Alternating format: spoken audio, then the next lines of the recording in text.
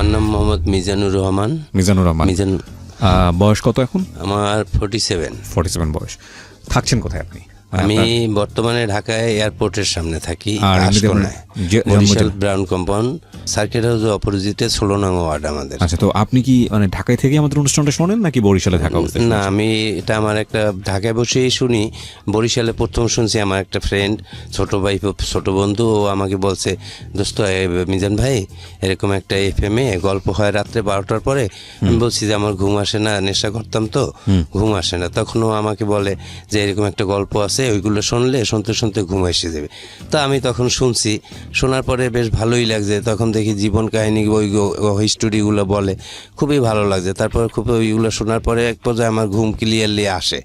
তারপরে এইভাবে তারপর একদিন হঠাৎ করে পাইনি, আমি ওকে বলছি কি রে আজকে তো আর ওই অনুষ্ঠানটা নাই, কারণ ওইটা বৃহস্পতিবার বুধবার হয় আর এরকম গ্যাপ যায় কিছুদিন। তখন আবার খুব বিষণ্ণ লাগতো, তখন খুব খারাপ লাগতো। সেই থেকে ও বলার পরে এইটার আশায় থাকতাম কোন দিন বুধবার আসবে, কোন দিন বুধবার আসবে। হ্যাঁ, তো আপনার যে গল্পটা সেটা তো একটা অনেক বড় অপরাধ নিয়ে গল্প, কিংবা ভুল নিয়ে গল্প, আমি যাই বলি না কেন। আপনি কি সেই ভুলের মধ্যে এখনো আছেন নাকি ভুলের পরিণতি ভোগ করতেছেন? না, আমি ভুলের পরিণতি ভোগ করতেছি, বাট ভুলের ভিতরে নাই। ফাইন, আমরা ছোটবেলা থেকে শুরু করি, ব্যাকগ্রাউন্ড থেকে জানবো একেবারে। বলেন। আমি যখন ক্লাস 7-এ পড়ি, ঝালকাঠি সরকারি উচ্চ বালক বিদ্যালয়ে, তখন আমি ফার্স্ট বয় ছিলাম। তখন আমার একটা ফ্রেন্ড ছিল ওখানে, ওর নাম তাহেরউদ্দিন। ও আমার 10-এর ভিতরে ছিল না, ও একটা ভালো, মোটামুটি ভালো ছাত্র ছিল। আচ্ছা, তো এই জায়গাটা আসার আগে আপনার বাবা কি করতো? আমার বাবা উনি রিলিফ অফিসার ছিল, লেট ঝালকাঠি মহকুমা ছিল। তখন তো আপনার কয় ভাই বোন ছিলেন? আমরা 5 ভাই 2 বোন। আপনি বড়? না, আমি 4 নাম্বার। হ্যাঁ, বলেন। তো বন্ধুর কথা বলছেন। ওই বন্ধু একদিন স্কুল ছুটি হওয়ার পরে আমাকে বলে, দোস্ত চলো এক জায়গায় যাব। আমি বলছি কোথায় যাব? তখন আমাকে বাসায় আমি বই খাতা রেখে ওর সাথে আমার একটা সাইকেল কিনে দিছিল আব্বা খুব। ওই সাইকেলটা ওকে পিছনে নিয়ে, ফোনিক্স সাইকেল, পিছনে নিয়ে আমি ওকে নিয়ে বের হয়েছি। ঝালকাঠি কালীবাড়ি রোড আছে, ওখানে আমি ওরা নিয়ে যাই। তখন ও আমাকে একটা ফার্মেসির সামনে দাঁড় করাই আমাকে বলে, দোস্ত একটু দাঁড়াও, আর তোমার কাছে টাকা আছে? 25 টাকা। আমি বলছি হ্যাঁ, দিয়েছি। দেওয়ার পরে একটা ফার্মেসি থেকে ওটা ওষুধ কিনছে, এটার নাম। তো আমি ওইটা ও কেনার পরে আমাকে নিয়ে গভর্নমেন্ট স্কুল, মানে গভর্নমেন্ট স্কুল নামে পরিচিত, ওই সরকারি স্কুল বলতো না, বলতো গভর্নমেন্ট স্কুল। তা আমি ওই স্কুলের মাঠে ওর সাথে আসছি, এসে বসছি, সাইকেলটা রেখে। বিকেলবেলা ছিল, মানে কত 4টা 4:30টার মতো। সব ফ্রেন্ড সার্কেল ওইখানে খেলাধুলার জন্য আসছে। আমি আরও অগোচর এক জায়গায় বসে খুব গল্প করতে, আর একটু একটু আমাকে খাওয়াচ্ছে আর আমিও খাইতেছি। বেশ খাওয়ার পরে খুব ভালোই লাগতেছে, রিল্যাক্স। খাওয়ার পরে বেশ পরে বলে, দোস্ত চলো চা খাই। তো আমাদের ওইখানে সরকারি কলেজ আছে, নদীর পাড়ে, ভাঙনে গিয়ে যাইতেছে, খুব ভালো লাগে, মনোরম পরিবেশ। তো ওখানে গিয়ে দুধ চা আছে, গরুর দুধ খাইতেছি। খাওয়ার পরে এত ভালো লাগছে। তারপরে আমি খুব বাসায় আসার পরে মানে খুব উৎফুল্ল, সব কিছু চটপট করতেছি। তো ভালোই লাগছে। যাই হোক, ওইভাবে রাত্রটা কেটে যায়। পরের দিন রাত্রে আর পড়াশুনো হয় না, মানে ক্লান্ত হয়ে গেছি, ঘুমিয়েই যাই। সকালে উঠে গোসল টোসল সেরে পড়া একটুখানি পাশে বসি, তারপরে আবার ক্লাসে স্কুলে চলে যাই। তার যার স্কুলে আমার ভালো লাগে না, দোষ ওইটা একটু আরেকটু খাওয়াবি, আর একটু কিনবি আজকে। কি জিনিস ছিল ওটা? একটা ফার্মেসির ওই ওষুধ, কাশির সিরাপ। আচ্ছা। বলছে, দোস্ত আমার কাছে তো টাকা নেই। আমি বলছি, আমি আব্বার কাছে যাই, চল তুই। আমি নিচে দাঁড়াবি। আমার আব্বা তখন ঝালকাঠি মহকুমায়। তা আব্বা যে খাস কামরায় বসা থাকে, তা আমি ওকে নিচে দাঁড় করি। আমি আব্বুর কাছে চলে যাই। আব্বার কাছে গিয়ে বলে, আব্বু আমাকে এরকম 50টা টাকা দাও, কী করবো? আমি বলছি, আব্বু ঘুড়ি কিনবো ঘুড়ি আর কি, উড়ানোর ঘুড়ি। তা আসলে আপনি ওই জিনিসটা কিনবেন, তাই তো? হ্যাঁ, আমি তো কিনবো ওইটি, কিন্তু মূলত তার সাথে আমি মিথ্যার আশ্রয় নিছি। নিয়ে আব্বা আমাকে 50 টাকা দিল। দেওয়ার পরেও আরেকটা স্লিপ লিখে দিয়েছে, ধীরাদার হিন্দু এক দাদা আছে, তার দোকান, ওখানে আমি প্রতিদিনই খাইতাম। কিন্তু লিখে দিয়েছে যে ওকে নাস্তা খাওয়াই দাও, ছানা মাখন আর রুটি। পড়তে যাবো এই জানে। তা আমি ওইটাও আর না খেয়ে ওকে নিয়ে ওই দোকানে খেয়ে তারপর বের হয়ে ওইটা আবার কিনে খাইছি। খাওয়ার পরে এইভাবে আমি এটা আসক্ত হয়ে গেছি। প্রতিদিনই খাইতাম এইভাবে। খাওয়ার পরে একদিকে আমি এক পর্যায়ে আমার মেজো ভাই, যিনি ওই বাইরে ছিল, আর বড় ভাইটা তো তার আগেই গেছে, আমি 7-এ পড়াকালীন সে ওয়েস্ট জার্মানিতে এখনও প্রেজেন্ট। তো ওই মেজো ভাইটা কানাডায় থাকে, উনি আসছে আমাকে দেখে উৎফুল্ল এরকম কেমন জানি করি, তো উনি স্যামসিনটারটা বুঝতে পারছে আমার যে নিশ্চয়ই ও কোনো কিছু খায়, এভাবে করে কেন। এর মাঝখানে কিন্তু আমার 1 বছরের মতো পার হয়ে গেছে, কারণ আমি সংক্ষিপ্তভাবে বলি কত যাই। তখন আমি ওই রেজাল্টও আমার দেখে কি ব্যাপার, এখন যে মিজান আমার ভাই ছিল ফার্স্ট বয় সবচেয়ে ভালো, আজকে কারণ ভাই আমি জীবনে যা করছি সেই থেকে আমার ভাইটা আমার দিকে তাকাই আমার জড়াই ধরি, বলে ভাইয়া তুই কি খাও আমাকে বল, আমি রেজাল্ট খারাপ করছি, আমি 10-এর প্লেসেও রাখতে পারিনি। তখন খুব কষ্ট পায়, তখন আমাকে খুব গার্ডিয়ান্স দেয়, তারা খুব। কোন ক্লাস থাকতে এটা? তখন আমি 9-এ উঠছি, ক্লাস 9-এ। ওকে। সেই থেকে আমাকে তারা খুব কঠোরভাবে আমাকে মানে না, আমাকে প্রহর করে না, আমাকে খুব বুঝালে আমি সেই বুঝের মাধ্যমে আমি ওখান থেকে বুঝি, যখন বলে তখন বুঝি, বের হয়ে গেলে আবার সেই ওই ফ্রেন্ড ওর সাথে দেখা, ওইও আস্তে আস্তে চলে যাই। তারপরে এইভাবে আমার দিন কেটে যায়। আমি এসএসসিতে যাই হোক মোটামুটি করে কোনো রকম আমি স্টার মার্ক আনছি, টায় 750 মার্ক পাইছি। কোন গ্রুপে ছিলেন? আমি মানবিক science ছিলাম। সায়েন্সে ছিলেন। 750 মার্কস খারাপ না, এটা ভালো রেজাল্ট। হ্যাঁ, তখন আমাকে নিয়ে এসেছিল, তখন ওই আমি বরিশাল ক্যাডেটও চান্স পাইছিলাম। তা আমার ছোটোবেলা মা মারা যাওয়ায় আমার আব্বা দূরে ছাড়ে দেয়, কথা বলছে না আমার কাছে থেকে পড়বে। তো আমি তখন ওই আমাকে ছাড়ে নিয়ে স্টার মার্ক পাওয়ার পরে আমি বরিশালে এসে পড়াশোনা করি। বরিশালে আমাদের নিজের বাবা বাড়ি করছে অনেক আগে, তো বরিশালে আব্বা নিয়ে আসে। বরিশালে আসার পরে আমি বরিশালে সরকারি সৈয়দ হাতেম আলী কলেজে পড়ি, ওখান থেকে পড়ি। আর এই ফাঁকে কিন্তু আমি ওই ফ্রেন্ড হারাই ফেলাই। তখন আমি বরিশাল কলেজে ওই হাতেম আলী কলেজে আরও ফ্রেন্ড সার্কেল পাই গেছি, যা অসৎ সঙ্গের সাথে মেশলে যা হয় ওইরকম ফ্রেন্ড পাইছি। ওরা আমাকে নিয়ে ওরা করতো কি যে ওই বরিশালে সর্দার ফার্মেসি নামে একটা ফার্মেসি আছে, খুব ফেমাস নাম করা, উনি খুব ড্রাগস বিক্রি করে, এমনকি ইনজেকশন। আমি ইনজেকশন জীবনেও নেইনি আর এখনও না। আর এখন তো totally I hate the man who is in difference how to addicted man, আমি টোটালি ঘৃণা করি। তখন আমি ওইখান থেকে ওই আমার এক ফ্রেন্ড আছে ওই ইউসি, ওইটা আমাকে এনে একটা খাওয়াইছে। তখন আমি ওই ট্যাবলেটটা তো আমি কোথাও একা চাইলে পাবো না, তখন আমি ওই বানানটা আমি মুখস্থ করিয়ে রাখছি, IUC10mg। তো আমি একটা খেলাম, পরে খুব শৈলীর ভিতরে উত্তেজনা ভাব, যারে তারে না যেভাবে ব্যবহার করি তারাম তারাম চোপার থাবর এইরকম করতেছি, এইরকম করি, এরকম একটা খাইছি। পরে মানে পরের দিন আবার একটু খাইছি, আবার এরকম করতে করতে আমি অ্যাট এ টাইম বাড়তে বাড়তে আমি যখন অনার্স কমপ্লিট করি সেই পর্যন্ত আমার কিন্তু প্রতিদিন 100 ট্যাবলেট লাগবে, 100। একদিন আমি এক লগে 150 ট্যাবলেট খাওয়ার পরে আমি আমার এই পেট পোষাইছি নিজে নিজে, আমাকে কেউ কবজ দিতে পারেন, আমি নিজে নিজে এইগুলা পোষাইছি। শরীরে এত গরম হয়ে গেছে, উত্তেজিতভাবে আমি এইগুলো করার পরে আমার ওই করার পরে আমি বাসায় আসছি। বাসায় হাঁটতে পারি না, বাসার দরজা রাখিয়া পাশে বলে আম্মা, মানে স্টেপ মা আছে, আম্মা মা দরজা খোলো মা। আমার বড় বোন দোতলায় থাকতো, দুলাভাই এক্সিডেন্ট পাবলিক হেলথের বরিশালে, বর্তমানে প্রেজেন্ট। তখন ছিল এই সাব অ্যাসিস্ট্যান্ট ইঞ্জিনিয়ার। তখন আর কি আমাকে বড় আপু ওখান থেকে দেখে যে আমি দরজা রাখিয়া ওয়ালটাকায় মা করতেছি, তো উপর থেকে আসিয়া ওই বোন আমাকে নামিয়ে আমাকে ধরিয়ে বাসায় নিয়ে গোসল টোসল করাই, মাথায় তেল পানি দিয়ে ঘুমলো হয়েছে।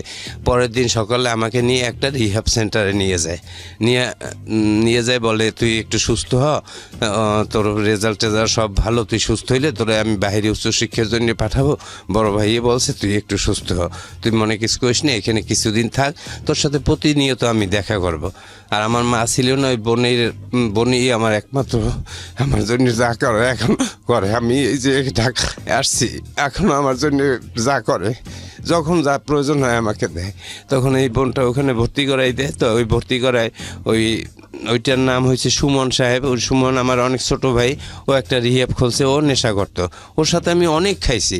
কিন্তু ও যখন আমাকে ওইখানে ঢুকেই দিয়ে আসছে আপায়, দেওয়ার পরে আপুকে বাইরে দাঁড়া করে রেখে বলছে আপা ওর জীবনে আর খাবে না, ও সুস্থ হয়ে যাবে, কিন্তু ওর একটা সুপ্ত বাসনা আজকে পূরণ করতে হইবে, ওর জন্য 5,000 টাকা দিয়ে যান। আর আমাকে ওখানে ভর্তি করার জন্য অ্যাট এ টাইম 50,000 টাকা নিয়েছে তারা। মূলত নেশে নেওয়ার পরে আমার বোন তো মন মানে না, চিন্তা টাকা দিয়ে কি হবে, আমার 3টে ভাই ইউরোপ কান্ট্রিতে প্রেজেন্ট, আমার এই ভাইটা শেষ হয়ে যাবে। আর এই ভাইটাই ভালো ব্রিলিয়ান্ট স্টুডেন্ট ছিল, কিন্তু এই জন্যে আমার ভাই সেই সময় আমার বোনটা আমার জন্য খুব ওইখানে দাঁড়াইয়ে টাকা দিয়ে গেছে, বলছে ঠিক আছে। আর 5,000 টাকা দিয়েছে আমার জন্য সুমন। ওর সাথে আমি বহুত নেশা করছি। ও আমাকে এই ট্যাবলেট এইটা ওইটা মানে ক্যানাবিস, হ্যাঁ, যেটা অ্যানোনিমাস, যে কিছু সব কিছু আমাকে ও ইউজ করাইছে, এমনকি মেইলই পর্যন্ত আমাকে সেখানে নিয়ে গেছে। কিন্তু এখন আমি ওর ওখানে যখন ট্রিটমেন্টের জন্য আমার বোন দিয়ে আসছে, আমি বলি সুমন এদিকে শুনিয়ে যাক। এখন সুমন বললে হবে না, এখন সুমন ভাই বলতে হবে। তখন আমার ভিতরে একেবারে সেন্টিমেন্ট হয়ে গেছে, কি রে তুই আমার ছোট ভাই, তোর সাথে আমি বহুত কিছু করছি, তোরে ভাই বলবো এখানে রুমে আটকাই আমার মফেল দিবি, তো সহ্য করা যায় না। তখন ও রুমে আসতে পারে, ধাম করে একটা ঘুষি মারলাম, এখানে রাগে হয়ে যায়। আমি উদ্বিগ্ন নেশার জন্যে, কোনো কিছু ভাল লাগে না, কি রে তুই আমার কথা শুনুন না, আমার তো ভাল লাগে না, একটা ঘুষি মারিয়ে ফেলেছে রাগ হইয়া। মারার পরে ওরা আমার গামছা দিয়ে হাত পা বাদ দিয়ে আমার নাকে পানি ঢালে আর মগের ভিতরে পানি নিয়ে আমার সমস্ত শরীরে মারার পরে আমি একেবারে ক্লান্ত হয়ে যাই। হওয়ার পরে আমার মাথার চুল কাটতে ফেলে, নাইরি করিয়ে দেয়, করার পর ওইটা বলে শাড়ি কাপ বলে, ওরে রিহাপের ভাষায় বলে শাড়ি কাপ। দেওয়ানোর পরে আমাকে বলছে শোন, তোর জন্যে তোকে উপরে উঠাবো, নিচে রাখছি, তোর জন্য আমি 2 গ্রাম হিরোইন রাখছি, আর তোর জন্য আমি ইনজেকশন আনছি মরফিন 2টা, তুই আজকে জীবনের মনে শেষ করবি আজকে খাওয়া, আর কখনো খাইতে পারবি না, উপরে উঠলে আর একটা ক্লাস আস তোর। যাক, আমি এটা বলছে পর মাইর জ্বালিয়ে দিয়েছে, ওগুলো মনে রাখি না। কিন্তু আমি ওই খাওয়ার জন্য ওই যে বলছে সুপ্ত বাসনা আমার শেষ বাসনা পূরণ। তখন আপনি মরফিন নিতেন, হিরোইন নিতেন? হ্যাঁ, আমি যে আমার হাতে এই যে টোটালি আমার হাতে এখন বেইন নেই, যে আমার কোনো সুই নেওয়ার মতো কোনো জায়গা নাই। যখন আপনাকে রিহাবে দিয়েছে তখন আপনি এগুলো সব নিতেন? হ্যাঁ, তার আগে আমি নিতাম ওর সাথে, ওই সুমনের সাথে। উনি একটু আগে পেটের অবস্থা দেখাচ্ছিল প্রিয় শ্রোতা এবং দর্শক, এটা আসলে খুবই মানে দুর্ধর্ষ একটা জায়গা। পুরো পেট উনি ব্লেড দিয়ে পচিয়েছেন এবং সেগুলোর মানে পজ দিয়েছেন উনি, সেগুলোর দাগ এখনও আছে। আমরা সময় পেলে যদি প্রয়োজন হয় আমরা ছবিটা পোস্ট করবো আমাদের ইউটিউবে, কিন্তু আপনারা গেলে আমরা এই ছবিগুলো দিয়ে দিই আমাদের প্রোগ্রামের মাঝে মাঝে, আপনারা খুঁজলে হয়তো পাবেন। জি বলুন। যখন আমাকে ওই মরফিন ওই উপরে নিচে দেবে, তো আমার জন্য 4টা মরফিন নিয়ে আসছে, আর 2 গ্রাম হিরোইন নিয়ে আসছে, আর ট্যাবলেট নিয়ে আসছে 100 নিয়ে আসছে। তখন 50 পয়সা করিয়ে দাম ওইটার।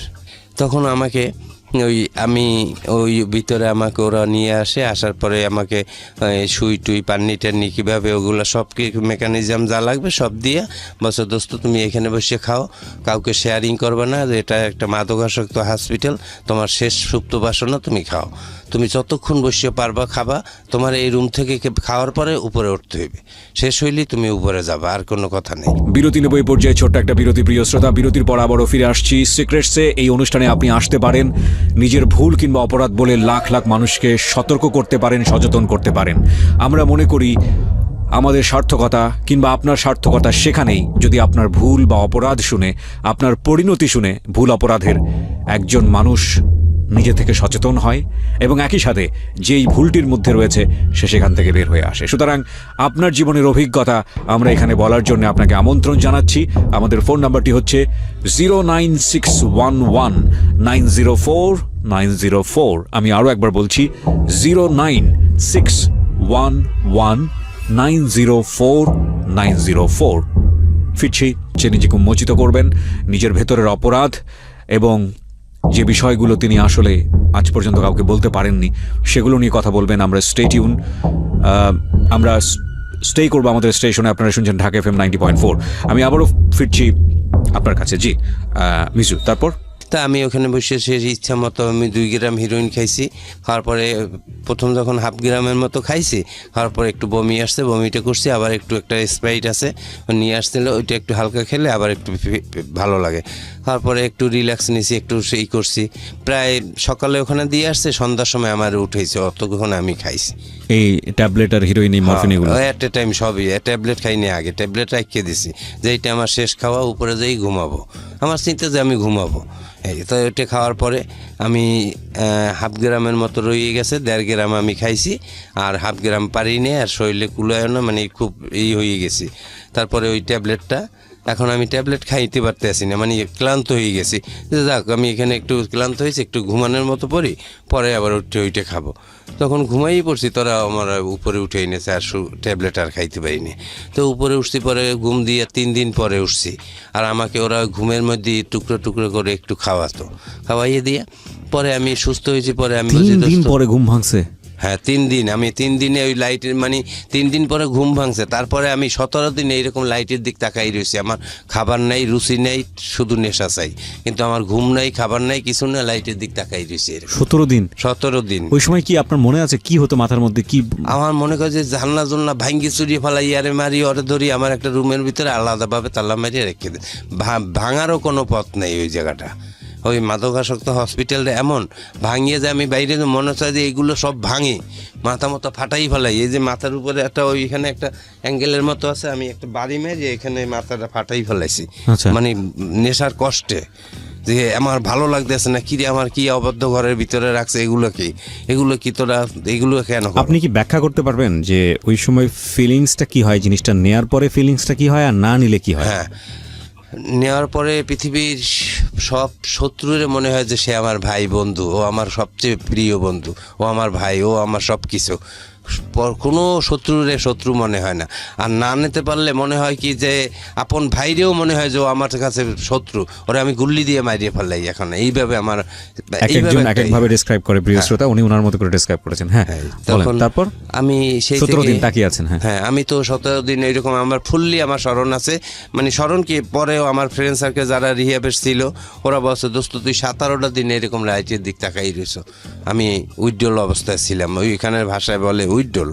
তা আমি এরকম অসুস্থ, যাই হোক একটু একটু পরে সুস্থ, 17 দিন পরে সুস্থ হয়েছি। আমার বোনে তো রেগুলার দেখতে আসে, তারা ওখান থেকে নাকি তারে বলে যে আপনার ভাই তো আরও অসুস্থ হয়ে গেছে, মানুষকে কামড়ায়। মানে আমার বোনের কাছে দিয়ে আরও টাকা নেওয়ার জন্য তারা এটি একটা পজিশন খাটাই নিয়েছে, বুদ্ধি খাটাইছে। আমার বোন আমার জন্য যা খুশি সেই রকম করে, কয় আপনার ভাইকে রাত্রে ভালো ভালো একটু খাওয়াইতে হয়, টাকা টোকা দিয়ে যান, আর ওকে এখন দেখতে আসলে ও আরও হয়ে যাবে। তার সাথে ওইভাবে রাখছি, ইনজেকশন দিয়ে আমরা রয়ে রাখি, সুস্থ হয়ে যাইবেন, নিশ্চিন্তে থাকেন। তো তখন আপার কাছে দিয়ে আবার 25,000 টাকা নেছে। আর আমার আপু আমার জন্য ভালো ভালো খাবার নিয়ে আসতো, আমাকে দিত না। ভালো খাবার দিলে আমার ভিতরে নেশা, খাবার ওইখান থেকে আমি শিক্ষা পাইছি যে first dose does the damage. নেশার প্রথম টান দম্বা চুম্বক সর্বনাশের পথ তৈরি করে। আমি যখন একটু একটু সুস্থ হয়েছি না, তখন আবার ভিতরে কাজ করছে যে আমি কি ছিলাম, আমি একটা ভালো ছাত্র ছিলাম, বাসায় আলালে দুলাল ভাই বোনের কাছে মা ছিল না, বাবা মারা যায় এসএসসি পরীক্ষার আগে ফর্ম ফিল আপ করার পরে। আমার বোনটা আমার জন্য এত কিছু করে, আর আমি নেশার জন্য আজকে এই বদ্ধ ঘরের ভিতরে আমি। আর আমার বোন প্রতিদিন আসে, আমি দেখতে পারি না, বলে লোকজনে আমাকে, অথচ না এগুলো তো আর খাবো না কখন। এই ভিতরে একটা ফিলিংস আসে, তখন আর এগুলো খাই না। কি হয় তখন এই ওখান থেকে আস্তে আস্তে রিলিজ হয়ে 67 দিনের দিন ওখানে একটা সেই আছে প্রার্থনা আছে, ওই প্রার্থনাটা মুখস্থ না করা পর্যন্ত তারে রিলিজ দেন। ওইটা মুখস্থ করতে পারলি সে বোঝে যে অলরেডি সুস্থ। আচ্ছা, তখন করতে পেরেছিলেন? হ্যাঁ, আমি পারছি। এখন মনে আছে? হ্যাঁ, ওই তো প্রথমেই স্মরণ করি আমার মহান রাব্বুল আলামিনের নাম, পরে স্মরণ করি আমার জন্মদাতা পিতামাতা, তারপরে স্মরণ করি আমার ফ্যামিলি যারা আমার সুস্থতার জন্য অধীর আগ্রহে তাকিয়ে আছে। এটুকু আরও ওগুলো আমার আর বেশিটা একটাই নাই, কারণ তখন আমি এইটা বলা প্রায় প্রশান্তির প্রার্থনা বলে ওটাকে। তখন আমি ওখান থেকে 67 দিনের দিন যখন বাইন্ডিংস ফ্রি হওয়ার পরে আমি খুব সুন্দরভাবে আমার স্বাস্থ্য চেহারা অন্যরকম হয়ে গেছে টোটালি। আমি একবার ওই দিন থেকে বলছি যে আর ড্রাগস ইউজ হবে না, আমার জীবনে সুস্থতা হইতে হবে। ওই সময় আপনি কলেজে পড়ছিলেন? আমি পড়াশোনা ছেড়ে দিয়েছিলাম? না, পড়াশোনা আমার চলে। কলেজে পড়েন নাকি? হ্যাঁ, তখন আমি ওই সময় আমি ওই অনার্সে ভর্তি হয়েছি ফার্স্ট ইয়ারে। কোথায় ভর্তি হলেন আপনি? অনার্সে ভর্তি হয়েছি ঢাকাতে। আচ্ছা, ঢাকা কোথায়? ঢাকা কলেজে। ওকে, ভালো ছাত্র ছিলাম। জি, আপনি স্টার পেয়েছেন, আপনি তো ভালো ছাত্র অবশ্যই ছিলেন। আমি তখন ওই ভর্তি হলাম, হওয়ার পরে আমি কি করি, তখন আমার ওই কলেজে একটা গার্লফ্রেন্ড আসে, আমার সাথে ভালো সম্পর্ক হয়ে যায়। ওর নাম হয়েছে সেজুতি ইসলাম। সেজুতি এর সাথে আমার একটা ভালো সম্পর্ক হয়, ভালো। ওদের বাসায় আমি যাই, ওদের বাসা গুলশানে 2 নম্বরে। তো ওদের বাসায় আমি যাওয়া আসা করি, ও আমাকে নিয়ে যায়। ও এক মায়ের এক বাবার এক মেয়ে, ওরা আর একটা ভাই আছে, সে ওয়েস্ট জার্মানিতে থাকে। আমার ভাই যেখানে থাকে রুডার্নার স্টুটগার্ট জার্মানিতে, ওর ভাই ওইখানে থাকে। তো ওই সুবাদে একটা ভালো সম্পর্ক হয়ে যায়। এক পর্যায়ে ও আমাকে খুব ভালো একটা প্রপোজ করে। তো ওর সাথে আমার ফিজিক্যাল রিলেশন হয়ে গেছে অনেক। তা এরপরে আমি ওর সাথে একটু এরকম করতে করতে আমি অনার্স পরীক্ষা সেকেন্ড দিয়ে থার্ড পার্টে যাব, এই সময় ওর সাথে আমার একটু মলমনিন্য সৃষ্টি হয়।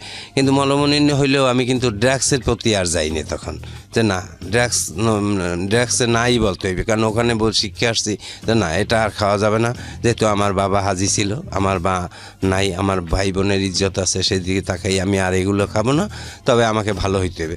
ওর মতো মেয়ে গেছে, তার থেকে কত মেয়ে আমার জীবনে আসবে, এটা কোনো ফ্যাক্টই না। তা আমি আপু আমার বন্ধুর মতো, আপুকে আমি সব বলছি, আপু এই ঘটনা, এখন আরও আমার সাথে কথা বলে না, আমাকে অন্যরকমই করে। তাতে কি হয়েছে, ওর মতো মেয়ে তোর জীবনে তুই ভালো হইলে তোর মতো মিজানের কাছে বহুত মেয়ে আসবে। এই তারপরে যাই হোক, আমি ওর সাথে করিনি, আমি অনার্স কমপ্লিট করায় আমি 3 মার্কের জন্য ফার্স্ট ক্লাস পাইনি, সেকেন্ড ক্লাস নিয়ে আমি তারপরে পাশ করার পরে আমি আবার দেশে চলে যাই। দেশে যাওয়ার পরে আমি একটা লাভ ম্যারেজ করি, ওইটা হয়েছে গৌর নদীতে বাড়ি, ওদের ভালো অবস্থা, ওদের ও মাস্টার্স কমপ্লিট করছে এখন বর্তমানে, কিন্তু ওর সাথে আর কি লাভ ম্যারেজ করি, আমি ওকে বিয়ে করি। আচ্ছা, আপনি পড়াশোনা অবস্থায় এই কাজটা করেন? হ্যাঁ। ওকে, তারপর? ফ্যামিলি কেউ জানে না, আমি লুকিয়ে এই বিয়েটা করি।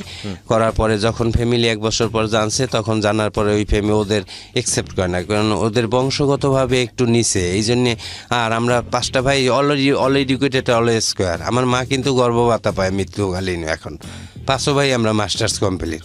হ্যাঁ, কিন্তু এই জন্যে তখন আর কি করে না, মেনে নেয় না, না নেওয়ায় ওই আমার বড় আপু রাগ পুরো আমার সাথে ভালো ব্যবহার করে, কিন্তু ওর নামও শুনতে পারে না।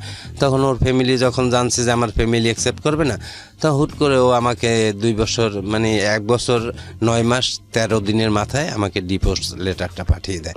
তা বাসায় যখন পাঠায়, আমি ছিলাম না, তো আমার বাসা থেকে ওইটা অ্যাকসেপ্ট করছে, কিন্তু আমি করিনি।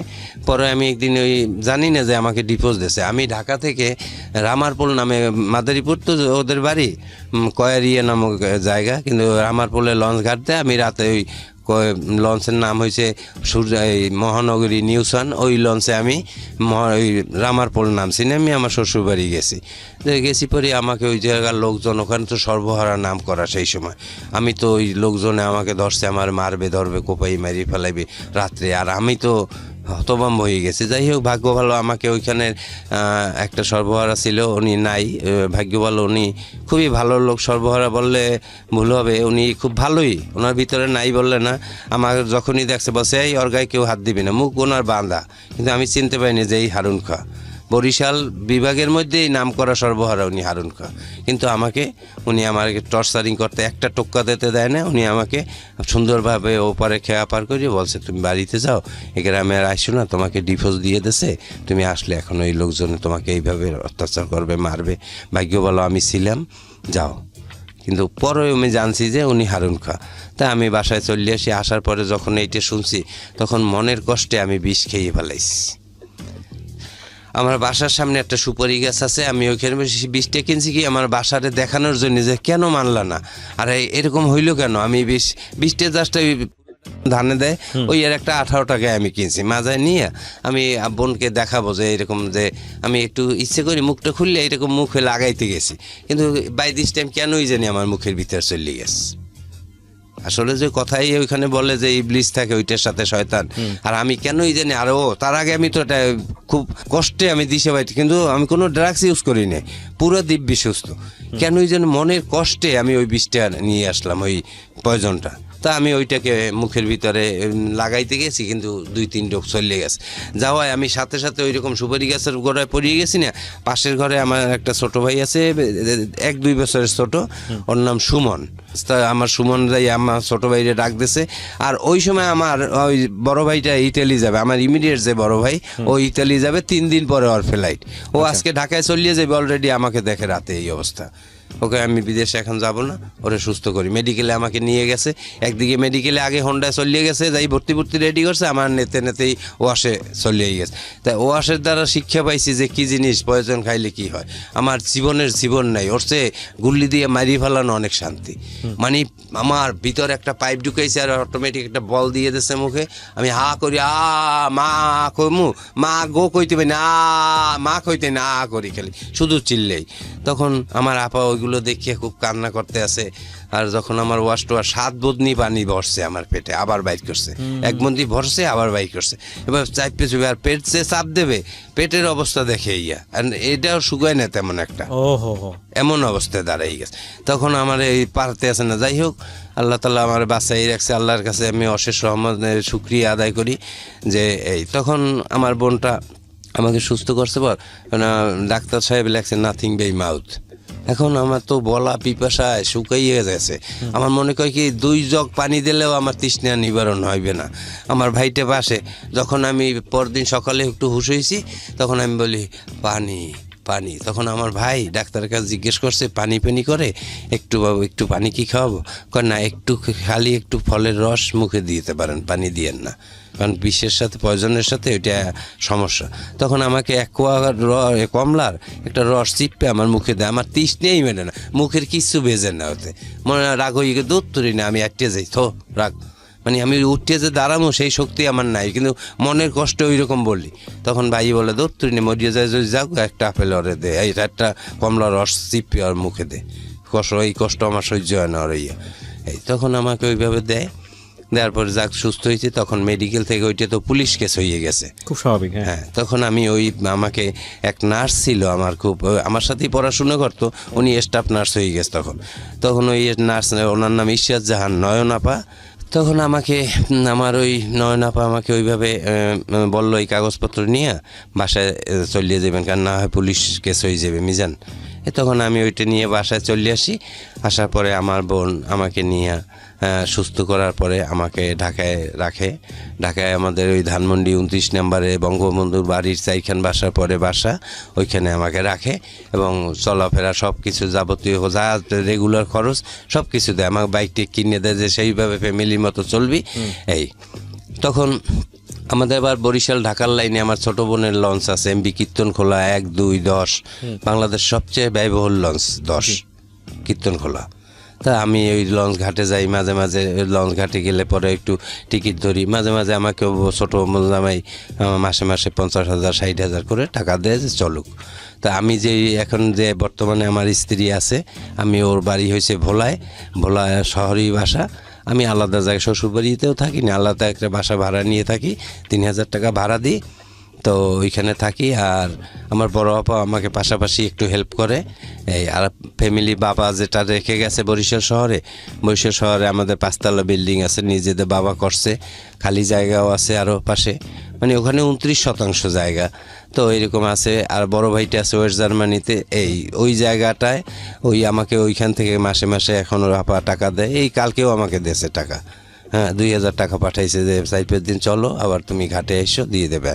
এভাবে চলতেছি আছি আমি বর্তমানে। এখন এটি একটু সিক্রেট রাখবেন এই পরিচয়টা, আমি বলি বর্তমানে আমি একটা ছোটোখাটো একটা জব করতেছি, এখানে আছি। এরপরে ওই রিহাব থেকে ফেরার পরে কি কখনো অল্প সময়ের জন্য হলেও ড্রাগ নিয়েছেন? কখনো আমি আর স্লিপ করিনি, কখনো স্লিপ করেন, কখনো না, আর একেবারে ওটাকে অ্যাভয়েড করিয়ে দিছি। লেখাপড়া কি হলো, কমপ্লিট হলো? অনার্স মাস্টার্স কমপ্লিট হয়েছে। অনার্স মাস্টার্স কমপ্লিট হওয়ার পরেও তো ভালো একটা জব ম্যানেজ করতে পারেননি? পারিনি, এই শেষ হয়ে গেছে আমার। এই যে চামড়াটা দেখেন, এই যে নামে গেছে, আসলে তো বয়স তেমন তখন না। যারা ট্যাবলেট খায়, ট্যাবলেটের একটা ক্রিয়াই থাকে, ওদের চামড়াকে নরম করিয়ে ফেলে। মানে আপনার দেখে যে বোঝা যায় বয়স অনেক বেশি হয়ে গেছে। আসলে সেটা না, আমার ছোট বড় ভাইকে দেখলে মনে হইবে সে আমার ছোট, ইমিডিয়েট যে বড় ভাই। মানে চেহারার মধ্যে পরিবর্তনের জন্য ড্রাগে দায়ী? ড্রাগ ছাড়া চেহারা নষ্ট হয় না, এই ড্রাগটা নিয়েই আমি এইটা হয়ে গেছে আমার। আপনার স্ত্রী যিনি আছেন বর্তমানে, আপনার ছেলে মেয়ে আছে? হ্যাঁ, আমার একটা ছেলে আছে। সে কি জানতো আপনার জীবনের এই গল্পটা? বা হ্যাঁ, সে জানতো যে আমার বাবা প্রচুর ড্রাগস করছে। হ্যাঁ, আপনার ওয়াইফ কি জানতো বিষয়টা যে আপনি ড্রাগ নিয়েছেন? যিনি বর্তমানে তখন জানতো না, পরে বিয়ের পরে আমি বলছি এরকম। এরপর কি বিশ্বাস করতে পেরেছে যে আপনি ড্রাগ নেন? সে এখনো বিশ্বাস করে যে আমার হাজবেন্ড সিগারেট ছাড়া অন্য কিছু এখন জীবনে। এখানে একটা জিনিস একটু বলি, যারা ড্রাগ নেয় এদেরকে বিশ্বাস করাটা খুব ডিফিকাল্ট, কারণ এটা বলে যে একবার নিলে, কারণ এটা প্রচুর মিথ্যা কথা বলে শুধুমাত্র একটু নেওয়ার জন্য। কিন্তু তারপরও বিশ্বাস হারালে আসলে একটা মানুষকে স্বাভাবিক জীবন দেওয়া যাবে না, সুতরাং সেই জায়গাটা থেকে বিশ্বাস করতে হবে। মাদক আমাদের জন্য একটা অনেক বড় সমস্যা। মাদক তো আপনার জীবনটাকে শেষ করে দিল। শেষ, ফার্স্ট ডোজ দ্য ড্যামেজ, নেশার প্রথম টান, দম্ভ চুম্বক, সর্বনাশের পথ তৈরি করিয়ে দিস, আর কিছু নেই। এলাসাই মান্ডান। আপনি কি পেলেন জীবনে? এই আমি কিছুই পাই না, জীবন খাতায় শূন্য। এখন আমি শুধু আমার এই কায়াটা আছে, আর কিছু পাই না। বাবা মায়ের অস্তিত্ব, ভাই বোনের অস্তিত্ব সব বিলীন করে দিয়ে দিছি। বরিশালে আমাকে এক নামে কি চেনে জানেন? ট্যাবলেট মিজান। ট্যাবলেট মিজান নামে চেনে? এটা আমার একেবারে যে কোনো লোক, বরিশাল বলেন, যারা বন্ধু বান্ধব আছে 100-150 খাইতেন, 100 এট এ টাইম, আমি না হলে আমার হইতো না। যার 10 mg আর তারপরে বের হয়েছে 5 mg, ও অত আমার লাগবে 300, অত আমার হইতো না, খাইতাম না রাগ হইয়া। তুই নিতে আমার কোনো ফিলিংস হয় না। Really do I, are you not believe my talk? না না, আমি বিলিভ করি। এবং এত খেলে তো মানুষ, একটা সাধারণ মানুষ মারা যাওয়ার কথা। আমি তো ওই বললাম না, আমি 100-150 খাইলে পরে আমি গরম হয়ে গেছে, পরে পেট পোষাইছি, শরীরের উত্তেজনায় দিশা পাইতে আসি না, পানিতে নামবো না, কি করবো, মানে কোনো কিছু ভালো লাগে। 1 সেকেন্ড এক জায়গায় দাঁড়াই থাকতে পারিনি, এদিক হাঁটি ওদিক যাই, ছুটোছুটি। নেশার এই একটা স্যামসিনটার যে ওই রকমই ভালোই লাগে না একটু। তো যারা ড্রাগ নেয়, এখনো নেশার মধ্যে আছে, তাদেরকে আপনি কি বলবেন? কোনো পরামর্শ দেবেন? পরামর্শ আমি যারা আমার সামনে ইউজ করে তাদেরকে বলি, দোস্ত এটা জীবনের ধ্বংস ছাড়া কিছু আনবে না, তবে তুমি ভালো হয়ে যাও। আমি তোমাকে বললে এখন বলবো খাবো না, পরবর্তীতে খাবা, আমি চলে যাই, তবে এই জিনিসটা আর খেও না। কারণ আমি জানি যে এটা হয়েছে কি, নেশা মূলত সম্পূর্ণ হয়েছে মন। যদি মন থেকে বলে যে আমি এটা খাবো না, তাহলে কোনো দিন তারা খাওয়াইতে পারবে না। নেশা আসছে, হ্যাঁ একটা সিগারেট খেলাম, বাস দ্যাটস এনাফ, চলে যাই। কিন্তু ওই কারো সাথে সমাজের সঙ্গগুণে লোহা বাসে, সঙ্গের সাথে বসলেই সে খাবে। আমার এখন, আমি বিশেষ হয়তো করবেন না, আমি এখানে আসছি কিন্তু এইগুলো শুনিয়া বলার জন্যে যে আমার জীবনে আমি যখন এত দূরে আসতে পারছি, আমার ভাই বোন সবাই বিশ্বাস করে যে আমার ভাই ফ্রেশ, এখন কিছু খায় না। কিন্তু এইটা আমি বলবো যে নেশার যদি সঙ্গগুণে বসে, আমি আর জীবনে অনেক ফ্রেন্ড সার্কেলের কাছে আমি বসছি, এখনও বসি, কিন্তু ওরা ইয়াবা খায়, আমি দেখি। আমার জীবনে আমি একটা ইয়াবা টান দিয়ে দেখিনি, তখন কিন্তু ইয়াবা বের হয় না। জি। আর আমি এখনও খাইনি, আর খাবো না। আল্লাহ যেন আমাকে খাওয়ায় না, সহি সালামতে রাখে, এই জীবন যাপন করিয়ে যেন সুন্দরভাবে আমার মৃত্যু হয়, এটাই আমি আল্লাহর কাছে বলি। আর আমার কিছু বলার নেই। এটা নিশ্চয়ই আমাদেরও কিছু বলার নেই, আমরাও শুধু এতটুকুই বলি। আমি এটা খুব ভয়াবহ একটা জিনিস। আমি এরকম গল্প আপনাদের সামনে উপস্থাপন করেছি যে টান দিয়ে দম আটকে মরে গেছে, এরকম একই সাথে বসে নেশা করছে। এবং এরকম গল্প পেয়েছিলাম, যশোর থেকে রওনা দিয়েছে, নেশা করতে করতে কোন জায়গায় চলে গেছে কোনো খোঁজ খবর নেই। 7 দিন পরে দেখেছে সে অন্য কোনো একটা জেলায়। তো উনি যে বললো যে 17 দিন শুধু লাইটের দিকে তাকাই ছিলাম, এটা আমার কাছে অস্বাভাবিক মনে হয়নি। এর চেয়ে হয়তো ভয়ানক আরও অনেক কিছু ঘটে। শুধু এতটুকুই বলবো যে যেটা আপনাকে কিছুই দেয় না জীবনে, মৃত্যুর দিকে নিয়ে যায়, এই জীবনটা অনেক মূল্যবান একটা জীবন। সেই জীবন আমরা চাইলে, জীবনের একটা মোমেন্ট, একটা ঘন্টা হয়তো আপনি এমন কিছু করবেন এই পুরো জীবন দশায়, একটা ঘন্টায়, যেটা হয়তো সমাজের অনেক কাজে লাগবে। পুরো দুনিয়া হয়তো আপনার কাছ থেকে অনেক কিছু পাবে। সুতরাং জীবনের আপনি কিছুই করতে পারেননি, পুরোটা জীবন জুড়ে হতাশ হয়ে এসব পথে পা বাড়িয়ে এত সুন্দর, এত মূল্যবান জীবন, এত সম্ভাবনা একটা জীবন, সেটা নষ্ট করার কোনো মানে হয় না।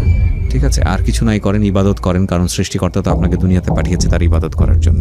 ভালো থাকুন, আমরা এখানেই শেষ করছি। পরিশেষে একটু কথা বললি দে, আমার যে পূর্ণতা, আমার যে বোনটা, আমার মায়ের স্নেহ আমাকে এখনো দেয়, ওই বোনটার মুখে যেন আমি হাসি দিয়েই যাইতে পারি। আমার বোনটা আমার জন্য অনেক কিছু করে, এখনো করে। আমার ওই বোনটা, আমার 2টা বোন আমার জন্য খুব কাঁদে, এখনো কাঁদে, যে আমি একটু কষ্ট পাইলেই তারা কষ্টের সাথে সাথে আমার ভালোটা করার চেষ্টা করে। আমি তাদের কাছে আমার চিরকৃতজ্ঞ। আমার মায়ের স্নেহ, পিতৃ স্নেহ সব আমার ওই 2টা বোন আমাকে দিতেছে এখনো। জি, অনেক ধন্যবাদ, অনেক ধন্যবাদ। প্রিয় শ্রোতা, আরেকজন গেস্টকে নিয়ে আমি একটু পরে ফিরে আসছি। শুরুতেই বলছিলাম একজন ফিমেল গেস্ট থাকবে আজকের সিক্রেটসের সেকেন্ড পর্বে, মানে দ্বিতীয় অংশে। আশা করছি আমাদের সাথেই থাকবেন। শুনছেন ঢাকা FM 90.4 এবং ফোন করতে ভুল করবেন না। ফোন নাম্বারটি হচ্ছে 09611904904। আরও একবার বলছি, 09611904904। বাই দ্য ওয়ে, আপনারা পুরো এপিসোডটি ডাউনলোড করতে কিংবা আপনার কালেকশনে রাখতে, যদি কোনো পর্ব মিস করে থাকেন সিক্রেটসের কিংবা জীবন গল্পের, এখনই চলে যান আমাদের ইউটিউব চ্যানেলে www.youtube.com/DFM904। সাবস্ক্রাইব করতে ভুলবেন না, পাশাপাশি বেল বাটনটি অন করে দেবেন। তাহলে আপনি যদি রাত 11টার সময় শুনতে মিসও করেন, আপনি আপনার সেলফোন থেকে যে কোনো সময় শুনে নিতে পারবেন কি ঘটেছিল। আমরা আপনাদের পরিচয় করিয়ে দিচ্ছি। ওকে, আপনার নামটা একটু বলেন।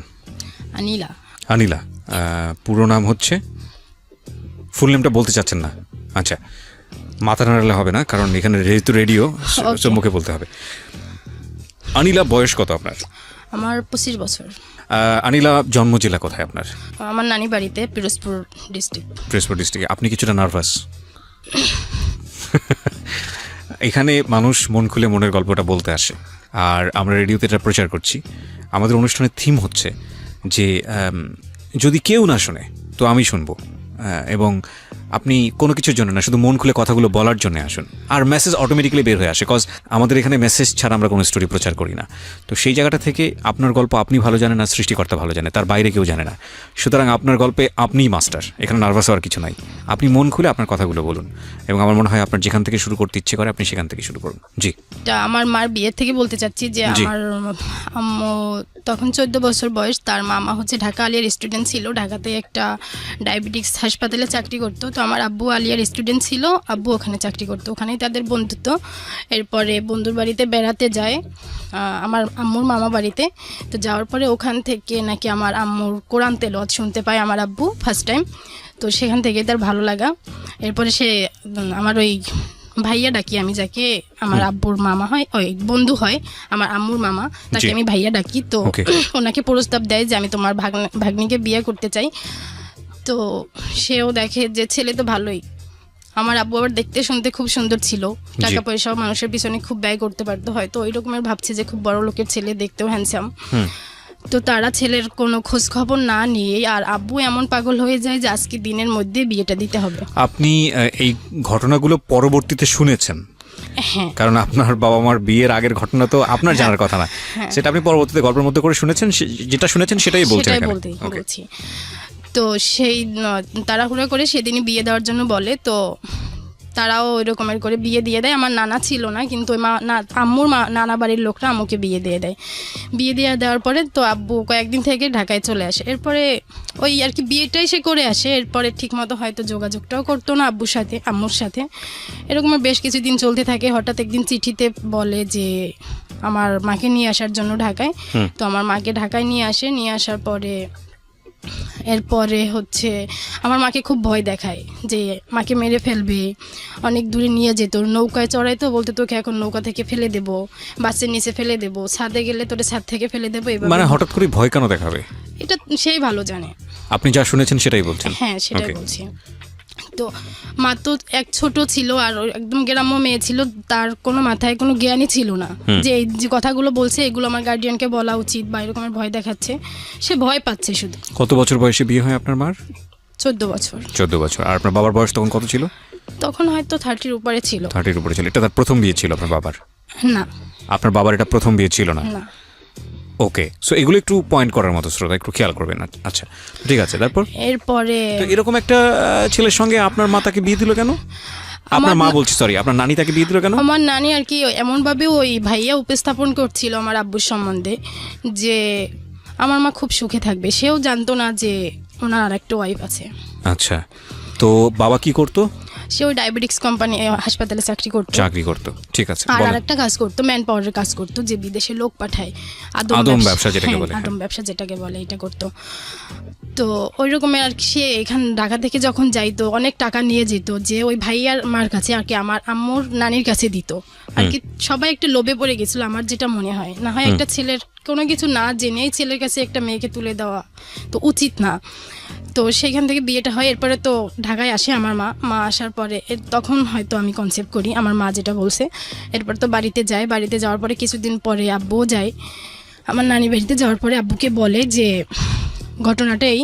এরপর আমার আব্বু তো কিছুতেই রাজি না, যে না, এত তাড়াতাড়ি বাচ্চা নেওয়া যাবে না, তোমার বাচ্চা নষ্ট করে ফেলতে হবে। তো মা তো আবুজ, তাকে যেভাবে ঘুরাচ্ছে আব্বু আম্মু সেভাবে ঘুরতেছে।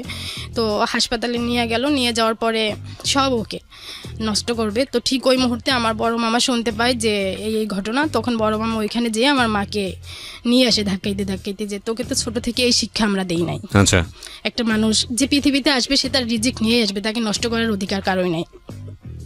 তো সেখান থেকে নিয়ে আসার পরে তো আমার আব্বু খুব রেগে যায় যে স্বামীর কথা শুনলো না, ভাইয়ের কথা শুনলো। সে ওখান থেকে রাগ করে চলে যায়। চলে যাওয়ার পরে দীর্ঘদিন আর কোনো যোগাযোগ নাই।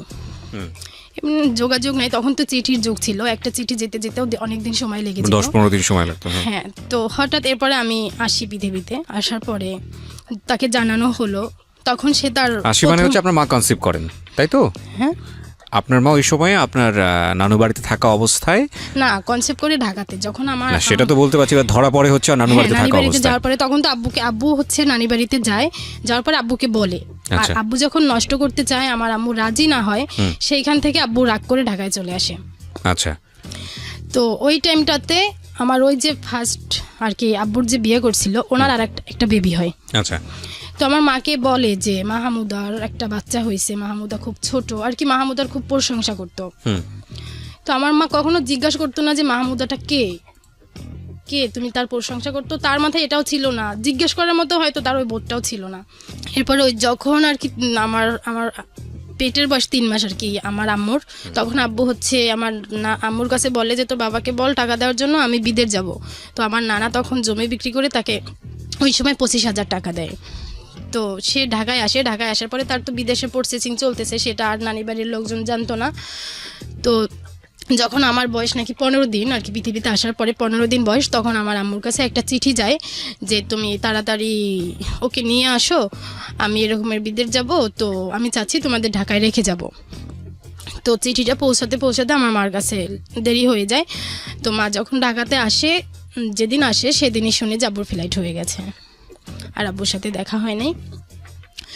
তো এরপরে তো আবার মা চলে যায় গ্রামে, আব্বুর সাথে আর কোনো যোগাযোগ নেই। মা চিঠি দিত কিন্তু চিঠির কখনো উত্তর আসতো না, আর আব্বু দিত কিনা সেটা আব্বুই ভালো জানে। ওকে, এই ঘটনাগুলো আপনি কার কাছ থেকে শুনেছেন? এটা আমার মার কাছ থেকে, নানির কাছ থেকে। এখানে একটা বিষয় একটু নোট করে নেই, এই কথাগুলো আপনি যখন শুনতেন তখন আপনার বাবার প্রতি অনুভূতিটা কি হতো? ঘৃণা। ঘেন্না হতো। একদম ভেতরে যা হয়েছে আপনি সেটাই আজকে এখানে বলবেন, আপনাকে আমি অনুরোধ করছি বিশেষভাবে। আপনার কখনো মনে হয়েছে যে মা বা নানি যেটা বলছে সেটা বাবাকে সামনাসামনি কি জিজ্ঞেস করে তারপরে বিশ্বাস করি? আপনার ভিতরে যা হয়েছে আপনি সেটাই আমাকে বলেন। হ্যাঁ, এটা মনে হয়েছে নাকি তার আগে হ্যাঁ, ঘৃণা করেছেন? না না, মনে হয়েছে, বাট ঘৃণাটাই বেশি হয়েছে। কারণ exactly, this is the very very important point প্রিয় শ্রোতা।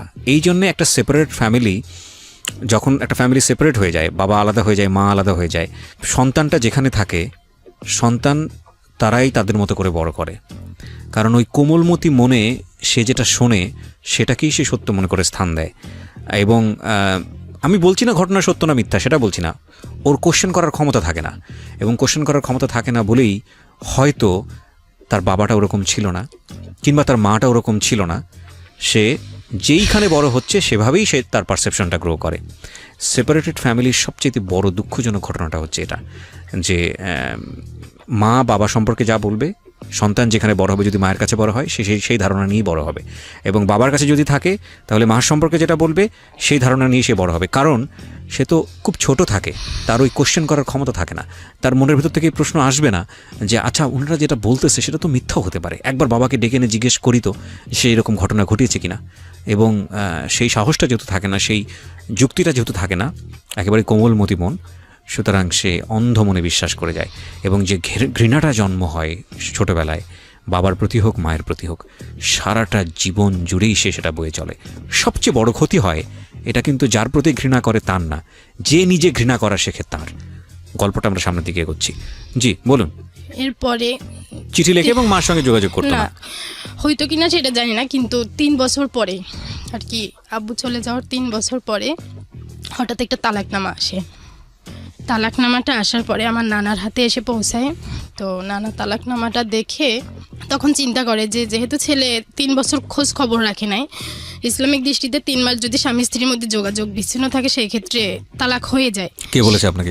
এটা শুনছি আর কি। শুনেছেন? এরকম হ্যাঁ। শোনা অনেক ভুল জিনিসই আমরা জানি। ঠিক আছে, সমস্যা নেই, বলুন। হ্যাঁ, সেখানে 3 বছর আর কি টোটালি যোগাযোগ নাই। আচ্ছা। হ্যাঁ, তো তারপরে তো তালাকনামা হাতে চলে আসছে।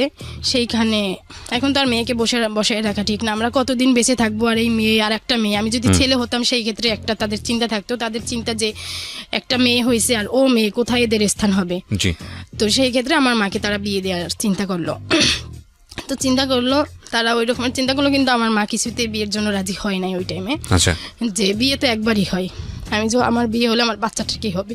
আচ্ছা, যেই ধারণাটা সেটা আপনার মায়ের ব্যক্তিকেন্দ্রিক ধারণা না, এটা আমাদের পুরো সমাজেরই একটা ধারণা। হ্যাঁ বলেন। তো তারপরে তাকে জোর করে বিয়ে দিয়ে দেওয়া হয়, তখন আমার বয়স 2.5 বছর। জি। তো বিয়ে দিয়ে দেওয়ার পরে মা তো চলে যায় শ্বশুর বাড়িতে, আমি আমার নানির কাছেই থাকি। আচ্ছা, তো জোর করে বিয়ে দেওয়া হলো। ছেলেটা কি করতো? কিছুই করতো না, বেকার। আপনার তখন 2.5 বছর, আপনার নিজের কি কোনো মেমোরি আছে ওই সময়ের, যে মার কি হচ্ছে না হচ্ছে, কোনো স্মৃতি কি আছে? না, আমার কিছুই মনে নাই, জাস্ট আমার মা বলতো, আমি আর কি আমার মাকে বলি, তোমরা সবাই তোমাদের সুখের জন্য তোমরা পথ খুঁজে নিয়েছো, কিন্তু আমার কি অবস্থা হবে আর কি, এখন কথাগুলো বলি। ওই 2.5 বছরের কোনো মেমোরি নাই আপনার? আচ্ছা, তো আপনার মা চলে গেল, তারপর? এরপর মা বলে যে আমি কোনো কিছুতেই বিয়ে করতে চাই নাই, সবাই আর কি সমাজ তাকে বিয়ে দিছে। সমাজ তাকে জোর করে বিয়ে দিয়েছে? হ্যাঁ, সমাজ তাকে বিয়ে দিছে, আর যে ছেলের সাথে বিয়ে হয়েছে সেও বেকার। আচ্ছা। তো মা বলে যে মাঝে মধ্যে আমাকে নিত ওই বাড়িতে, কিন্তু তাদের তো ওই যে ছেলের সাথে বিয়ে হয়েছে উনি আবার অবিবাহিত ছিল। শ্বশুরবাড়ির লোকজন এক বিবাহিত মেয়েকে বিয়ে করছে, তার জন্য এক চাপ, এরপরে আবার বাচ্চা তাদের সাথে থাকবে, সেটা তো আর এক চাপ, যেখানে নানি নানার কাছেই থাকতে হয়েছে। মাঝে মধ্যে হয়তো বেড়াতে গেছি এরকমের, কিন্তু নানি নানার কাছেই ছিলাম। এরপরে কিছুদিন আর কি আমার মার হয়তো বিয়ের 1-1.5 বছর পরে আমার আব্বু আসে। আমার আব্বু আসে ডাইরেক্ট আমার নানি বাড়িতে যায়। আব্বু বলতে? আমার আব্বু, জন্মদাতা পিতা। আমার জন্মদাতা। আমি ওনাকে আর কি, আমার মার যার সাথে বিয়ে হয়েছে ওনাকে আমি আব্বু ডাকি না, উনি আমাকে আব্বু ডাকতে বলছে, বাট আমি ভাবছি যে আমার আব্বু তো একজনই। আচ্ছা। আব্বু তো 2 জনকে ডাকা যায় না। আচ্ছা। সেই ক্ষেত্রে আমি ওনাকে মামা ডাকি। মামা ডাকতেন। তো আপনার আসল বাবা যিনি, উনি আসলেন 1.5 বছর পরে? উনি আসলো, আসার আর কি এই আমার কি মার প্রথম আপনি বাবাকে দেখলেন নাকি এর আগেও দেখেছেন? না, ওই টাইমটাই প্রথম দেখেছি, কিন্তু আমার ওই টাইমের কথা মনে নাই। মনে নাই? আচ্ছা। তো আসার পরে আমার নানা আর কি আমার এক মামা নিয়ে আসছে তাকে বাড়িতে। ওই মামা আবার মাদ্রাসায় পড়াশোনা করছে, কামিল আর কি, উনি হচ্ছে ডক্টরেট করছে এই থেকে, ঢাকা ভার্সিটি থেকে। তো আমার নানার কথা যে তোমাকে ইসলামিক শিক্ষায় এত বড় শিক্ষিত করলাম, যে ছেলে তালাকনামা পাঠাইছে তাকে কিভাবে তুমি বাড়িতে নিয়ে আসলে? কে নিয়ে আসছে বাড়িতে? আমার মামা।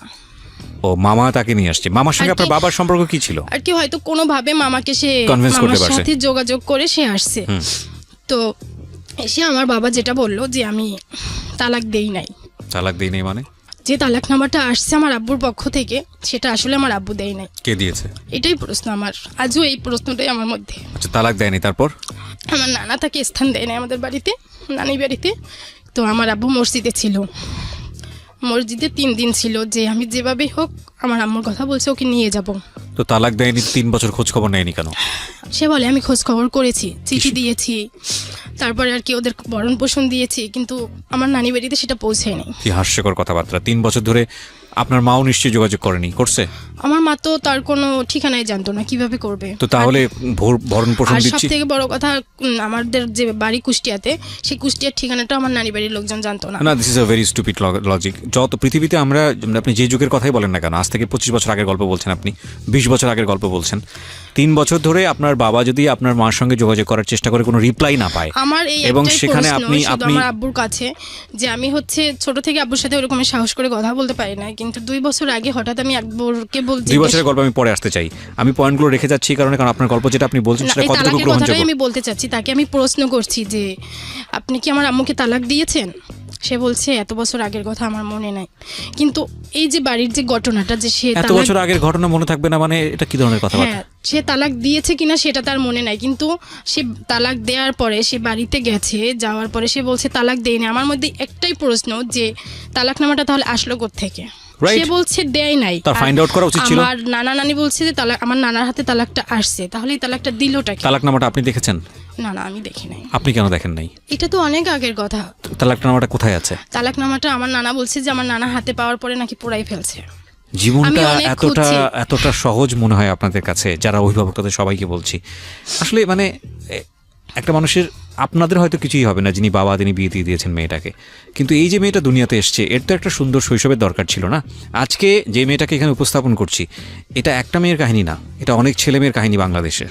ঠিক আছে, প্লিজ, যদি প্রপারলি বড় করতে না পারবেন দুনিয়াতে আনবেন না, আর যদি এনেই ফেলেন তাহলে নিজের সুখ বিসর্জন দিয়ে হলো সেই ছেলে মেয়েকে আপনাকে একটা সার্টেন পিরিয়ড পর্যন্ত বড় করতে হবে, বড় করতেই হবে, এটা আপনার দায়িত্ব, এবং এই দায়িত্ব অবহেলা করার কোনো সুযোগ নাই।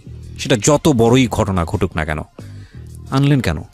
আগাই আমরা সামনের দিকে। তারপরে আমার আরেক মামা আমার আম্মুকে বলতেছে যে ও যেহেতু এত করে বলছে তাহলে তুমি ওর সাথে চলে যাও। তার কিন্তু সেকেন্ড ম্যারেজ হয়ে গেছে আমার আম্মুর। তো সে অনেক গরিব, যার সাথে সেকেন্ড ম্যারেজ হয়েছিল। আর আমার আব্বুর দেখতে শুনতে টাকা পয়সা আর কি, ওই শুনে হয়তো তাদের লোভ এখনো আছে যে ছেলেটা এত দূর পর্যন্ত জীবনটা নিয়ে আসছে, তারপরেও আমার মামারা বলতেছে যে তুমি ওর কাছে চলে যাও। তখন আমার মার কথা ছিল যে যদি যেতে ইচ্ছে করে তাহলে তোমাদের বউদেরকে দিয়ে দাও, আমাকে বইলো না। আমার জীবনটা কতবার নষ্ট করতে চাও তোমরা? এক জায়গায় ওইখানে তখন ওই যেখানে আর কি সেকেন্ড ম্যারেজ যেখানে ছিল ওখানেও তখন মা প্রেগনেন্ট ছিল।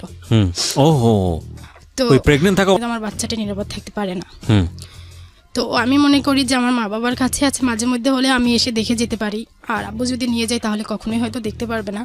সেইখান থেকে আমার মা চাইছিল না যে আমাকে দিয়ে দেখ, তো আমার নানারাও দেয় নাই, যে আমরা যেভাবে কষ্ট করে থাকি ও আমাদের সাথে কষ্ট করে থাকবে। তো এইভাবে চলতে থাকে। এরপরে আব্বু আসে আর কি মালয়েশিয়াতে থাকতো, তখন তার ওই ফ্যামিলিও নিয়ে গিয়েছিল আর কি। ফার্স্ট যে ফ্যামিলি ছিল ওইখানে তার 2টা ছেলে হয়েছিল, তো ওদেরকে নিয়ে এসে মালয়েশিয়াতে থাকতো। প্রতি বছর একবার করে আসতো, এসে আমাকে দেখে যেত, কাপড় চাপড় যেগুলো দরকার হতো এগুলো দিয়ে যেত। এরকম করতে করতে 2000 সাল পর্যন্ত আসছে। তখন তো আমি প্রাইমারিতে পড়ি, পড়াশোনা মোটামুটি চলতেছে। এরপরে 2000 সালে আসার পরে 2000 সালে সে মালয়েশিয়া থেকে আমেরিকাতে চলে যায়, আর তার ওই ফ্যামিলিকে কুষ্টিয়াতে পাঠিয়ে দেয়। তো এরপরে এরকমের চলতে থাকে। এরপরে আর যোগাযোগ বন্ধ, আমার সাথে আর যোগাযোগ নাই আর কি। কষ্টটা এরপরে যখন বুঝতে পারি যে বাবা আর কি সবার বাবারা ভালোবাসতেছে, বাবারা আসতেছে, তো সেইখান থেকে আমার প্রশ্ন থাকতো তাদের কাছে যে আমার বাবা কোথায় আর কি। এটা ছোট কথা বলতেছি। তখনও আর কি বাবা যখন বুঝতে শিখছি আমার বাবা কোথায়, আর আব্বু যে প্রতি বছর আসতো ওরকম আসতো, হয়তো দেরি করে আর কি। আমার যতটুকু মনে আছে ক্লাস 4-এ উনি শেষ আসছিল, তখন আমাকে বলছিল যে তুমি চলে আসো। আমি বলছি আমি আম্মুকে ছাড়া যেতে পারবো না। তো বলছে যে তোমার আম্মুকে তো আর নেওয়া যাবে না, কিন্তু আমি ভাবতাম যে আম্মুকে কেন নেওয়া যাবে না, আমি যদি যেতে পারি তাহলে আম্মু আমার সাথে যাবে। এরপরে আব্বুর থেকে ঘৃণা থেকে হচ্ছে ছেলেদের উপরে যে ঘৃণাটা হয় যে আমার মাকে একটা ছেলে কষ্ট দিয়েছে, আমি ওই রকমের ছেলেদেরকে কষ্ট দেব। এটা কোন সময় আপনার রিয়েলাইজেশনটা হয়? এটা হচ্ছে ক্লাস 7-এ। ক্লাস 7-এ থাকা অবস্থায়। ওকে। এরপরে একটা ছেলের সাথে ফার্স্ট আর কি সেই আমাকে লাভ লেটার দেয়। তারপরে কবে দিল এটা আপনাকে? এটা ক্লাস 8-এ কিভাবে দিল? যে না ওইটা। ওকে। তো পরে দেখলাম যে এরকমের কিছু লেখা, তখন আমিও আর কি আমার তো টার্গেটই ছিল যে আমি এই কাজটা করব, যে ছেলেদের জীবন নষ্ট বলতে কেউ আমাকে প্রেমের প্রস্তাব দিল, আমি তাকে প্রেমের আর কি রাজি হওয়ার পরে কিছুদিন তার সাথে কথাবার্তা বললে বন্ধ করে দিব। আচ্ছা, এটা আপনার টার্গেট ছিল? এইটা আমার টার্গেট ছিল। টার্গেটটা কেন ছিল? এই যে বাবার উপরে ঘৃণা থেকে, যে আমার বাবা আমার মাকে কেন কষ্ট দিল, সুতরাং আমিও ছেলেদেরকে কষ্ট দিব। আমিও ছেলেদেরকে কষ্ট দেব। ওকে, তারপর? এরপরে ওইটা হয়তো 2-3 মাসের মতো ছিল। এরপরে আবার আরেকটা ছেলে প্রস্তাব দিল, তারপর তার প্রস্তাবে রাজি হয়ে গেলাম আর কি। প্রেমের ওইটা হচ্ছে ফোনে ছিল। ওইটা ছিল এরকমের যে আমার মামা খালা যারা আছে আর কি, আমার নানার ফ্যামিলি, এদের সম্মান কেউ কখনো নষ্ট করতে পারে নাই সামাজিকভাবে। তো মামা খালা দিয়ে যেহেতু পারে নাই, তাদের টার্গেট ছিল আমাকে দিয়ে। তারা একটা ছেলেকে রাজি করায় যে যত টাকা পয়সা লাগে আমরা দেব, তুই দেখ জাস্ট ওই মেয়েটা কী করতে পারো কিনা। তো আমি তো আর এটা আমার মাথায় ছিল না, আমার তো টার্গেট ছিল অন্যদিকে আর তাদের টার্গেট অন্যদিকে। তারপরে ওই ছেলেটা এরকমের ফোনে আমার নানা সকালে নামাজ পড়তে যায়, ফোনটা বাসায় থাকে, তো নানার ফোনে কল আসার পরে সাধারণত আমি নানার ফোন রিসিভ করতাম। তো এরপরে রিসিভ করার পরে সে তার কথা বলতেছিল যে এইভাবে। তো আমি তো অল্পতেই রাজি হয়ে গেলাম, যেহেতু আমার টার্গেট এরকমের। তো রাজি হয়ে যাওয়ার পরে তার সাথে কথা হতে এখন একটা সময় দেখতেছি যে সে আসলে আমাদের সম্মান নষ্ট করতে চাচ্ছে। সে ফোনে রেকর্ড করে রাখছে যে আমি যদি বিয়ে করি তাহলে অমুক বাড়ির নাতিকেই বিয়ে করব, ওইটা আমার শ্বশুর বাড়ি।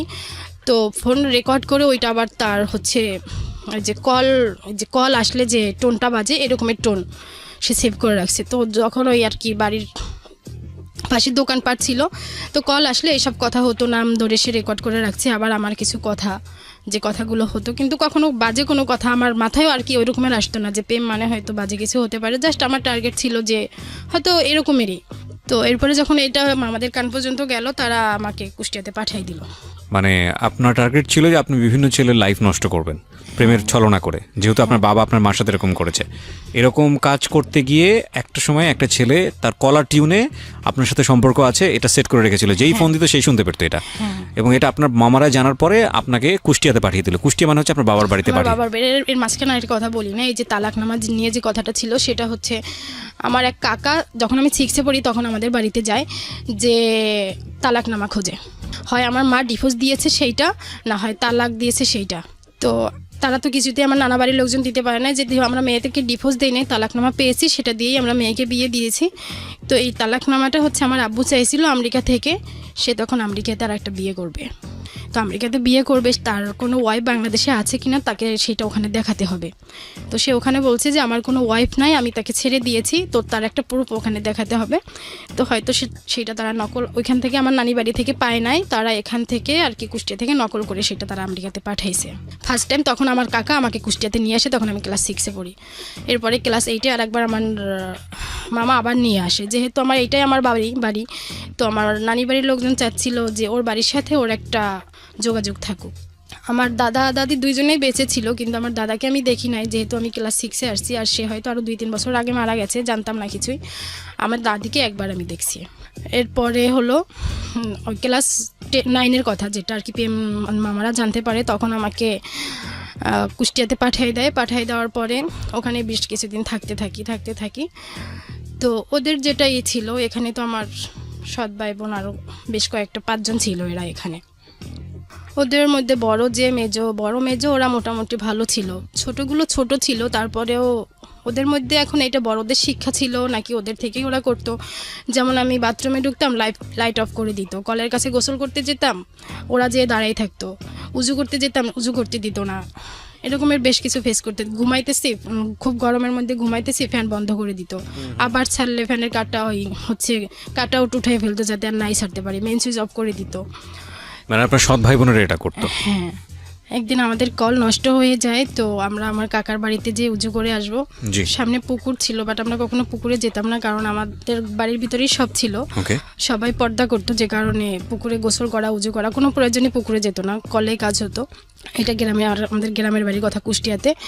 তো মাগরিবের সময় এরকম উজু করতে যাব, তো আমি উজু করার জন্য বের হয়েছি, ওরা নামাজ পড়ে না, তারপরেও যে কলের কাছে দাঁড়াই আছে, তো কোনো মতেই সে আমাকে উজু করতে দিবে না। যখন প্রায় নামাজের টাইম শেষের দিকে, তখন উজু করে আসলাম, তো আমি উজু করতেছি, সেই মুহূর্তে ওরা বাড়ির ভিতরে দৌড় দিয়ে চলে আসলো, এসে গেট বন্ধ করে দিল, যেটা আর কি বাড়ির ঢোকার গেট বন্ধ করে দিল। তো আমি এখন তো আর বাড়ির ভিতর ঢুকতে পারছি না, তো ওই পুকুরের ঘাটলার উপরে বসেছিলাম।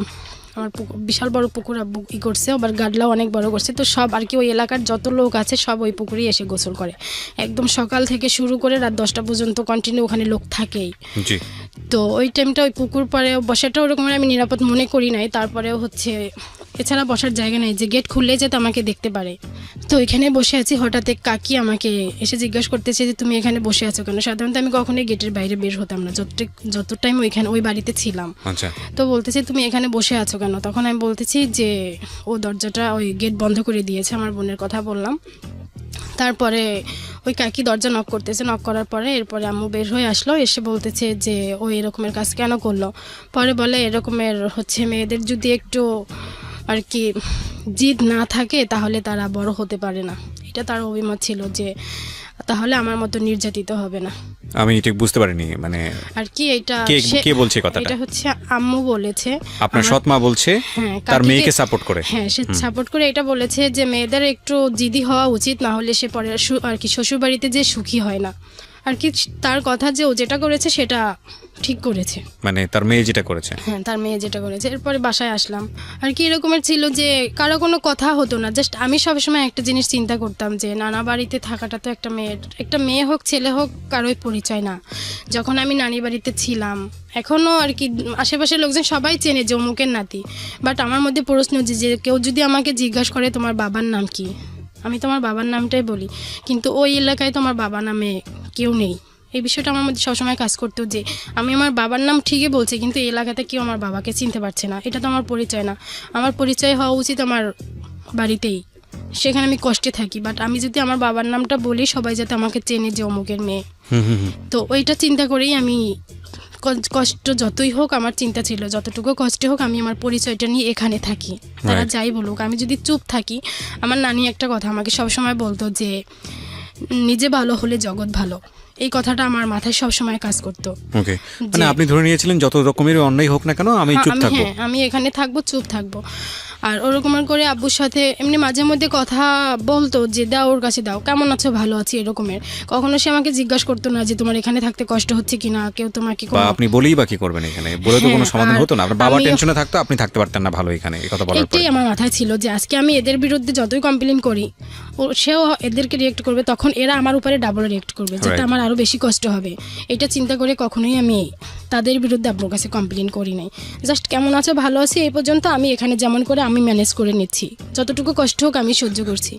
তো এরকম করতে করতে 5 মাস, তখন আমি ক্লাস 10-এ উঠি। তো ক্লাস 10-এর পরীক্ষা আমি দেই নাই আর কি, 10-এ ওঠার যে পরীক্ষাটা সেটাও দেই নাই, টেস্ট পরীক্ষা ছিল। তখন আমাকে স্যাররা ফোন করে, আমি নানির বাড়িতে তো পড়াশোনা করতাম, ওখান থেকে স্যাররা ফোন করে যে টেস্ট হবে, তুমি আসো। তো এরপরে মামাদেরকেও খুব করে বললো যে ওকে নিয়ে আসো। তো এইখানে যে ছিলাম, এখানে আবার একটা আমি মাদ্রাসায় পড়াশোনা করেছি, একটা মাদ্রাসায় হচ্ছে এরা ক্লাস করার জন্য যে তুমি ওখানে ক্লাস করো। তো এত দূর ছিল যে হেঁটে যেতে খুব কষ্ট হতো, অনেক দূর ছিল আর কি। আমি একদিন ক্লাস করলে পরের দিন আর কি ক্লাস থেকে ফেরার পথে আমার মনে হতো যে আগামীকালকে ক্লাসটা আমি কীভাবে করব। এত দূর ছিল, হেঁটে যাওয়া আমার পক্ষে মোটেই সম্ভব ছিল না। তারপরেও আর কি তাদের প্যারায় যে ক্লাস করতেই হবে, হয়তো আসলে এটা তাদের মধ্যে কি ছিল, একদিন আর কি আমি ক্লাসে কিছুতেই যাব না। তো আমি হচ্ছে বিভিন্ন অজুহাত দেখাচ্ছি, এই কারণ সেই কারণ দেখানোর পরে দেখতেছি 9টা 10টা বেজে গেছে। কিন্তু আমার ভাই কী করলো, সে 8টা বাজে বের হতে হয় ক্লাসের জন্য, সে সবগুলো বাসার ঘড়ির কাঁটা 8টার কাছে নিয়ে রাখলো যে দেখ 8টাই তো বাজে, তোর ক্লাসের টাইম এখনও শেষ হয় না, যেতেই হবে। কিন্তু আমি তো জানি যে ক্লাসের টাইম আমি শেষ করে ফেলছি, আমি ক্লাসে যাব না। তো এরকম করে এরপরে গেলাম, যে আমার চিন্তা ছিল যে পড়াশোনা তো করি নাই, পরীক্ষা দেবো, পরীক্ষায় হয়তো ভালো রেজাল্টও করতে পারবো না। তারপরেও নিয়ে গেল আমার মামারা, এসেই আমাকে নিয়ে গেছে। ছোট মামা ছিল যে একটু আমার উপরে কেয়ারফুল ছিল সব কিছুতে, ও মামা এসে আমাকে নিয়ে গেছে। নিয়ে যাওয়ার পরে ওখানে টেস্ট পরীক্ষা দেই। আচ্ছা, তো এখানে বেসিক্যালি ডিস্টার্বের কারণে আপনি কাজটা করেছেন?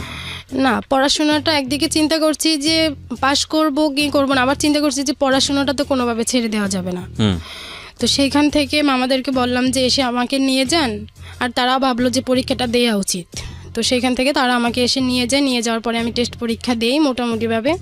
তো টেস্ট পরীক্ষায় হচ্ছে সবগুলো রেজাল্ট মোটামুটি আসে, ফেল করি নাই। সেখান থেকে তারা আমাকে সিলেক্ট করে যে নেওয়া যাবে। আর হয়তো টিচাররা জানতো যে ফেল করার মতো স্টুডেন্ট আমি না, কখনো আমি ফেল করি নাই। তো এরপরে হইলো পরীক্ষা হইলো কিছুদিন পরে। তো ওই যে টাইমটা ছিল আর কি, ক্লাস 10-এর যে টাইমটা ছিল, ওই টাইমটাই আমি কি করতাম, ওই যে ছেলেটা ছিল যার সাথে প্রেমের কথা বলছিলাম, ওখানে ব্রেকআপ, তার সাথে আর কখনো আমি কথা বলি নাই। এরপরে সবসময় শুধু রং নাম্বারে যে নাম্বার বানিয়ে বানিয়ে কল দিতাম, যে যার সাথে কথা বলে যে প্রেমে পড়ে যায় এরকমের। তো এরকমের হয়েছে, একটা ছেলের সাথে প্রেম হইলো। তো এরপরে আশেপাশের লোকজন আর কি, যারা কিভাবে হয়তো জানি না, এরপরে আরও কয়েকটার সাথে প্রেম হয় একসাথে, হয়তো 4-5 জনের সাথে আমি কথা বলছি, মানে তখন একসঙ্গে 4-5 জন মেইনটেইন করতেন? কথা বলতেছি এরকমের। এরপরে হচ্ছে তখন আমার পরীক্ষা, ওকে, মেট্রিক পরীক্ষা। তো আমার একটা মামা ছিল আমার বয়সেই, সে বলতেছে যে সারাদিন এত ফোনে কথা বললে তো তুমি পরীক্ষায় পাশ করতে পারবে না। কিন্তু আমার একটা চিন্তা ছিল আমি কখনো পরীক্ষায় ফেলও করবো না। তো হঠাৎ এরপরে পরীক্ষা শুরু হয়, পরীক্ষাও দিতে থাকি। হঠাৎ একদিন একটা ছেলে, এর আগেও 2-3 বার ফোন দিয়েছে আর কি, এক কথায় আমার নানার ফোনটা এখন আমি কন্টিনিউ ইউজ করতেছি। সে ওই রকমের বুঝতে পারতেছে না যে আমি এভাবে এই অন্যায়গুলো করতেছি। তো একদিন হচ্ছে ওই নানার ফোনে একটা কল আসে, ওই ছেলে আমাকে দেখছে নাকি আমি জানি না, কিন্তু সে কল করে।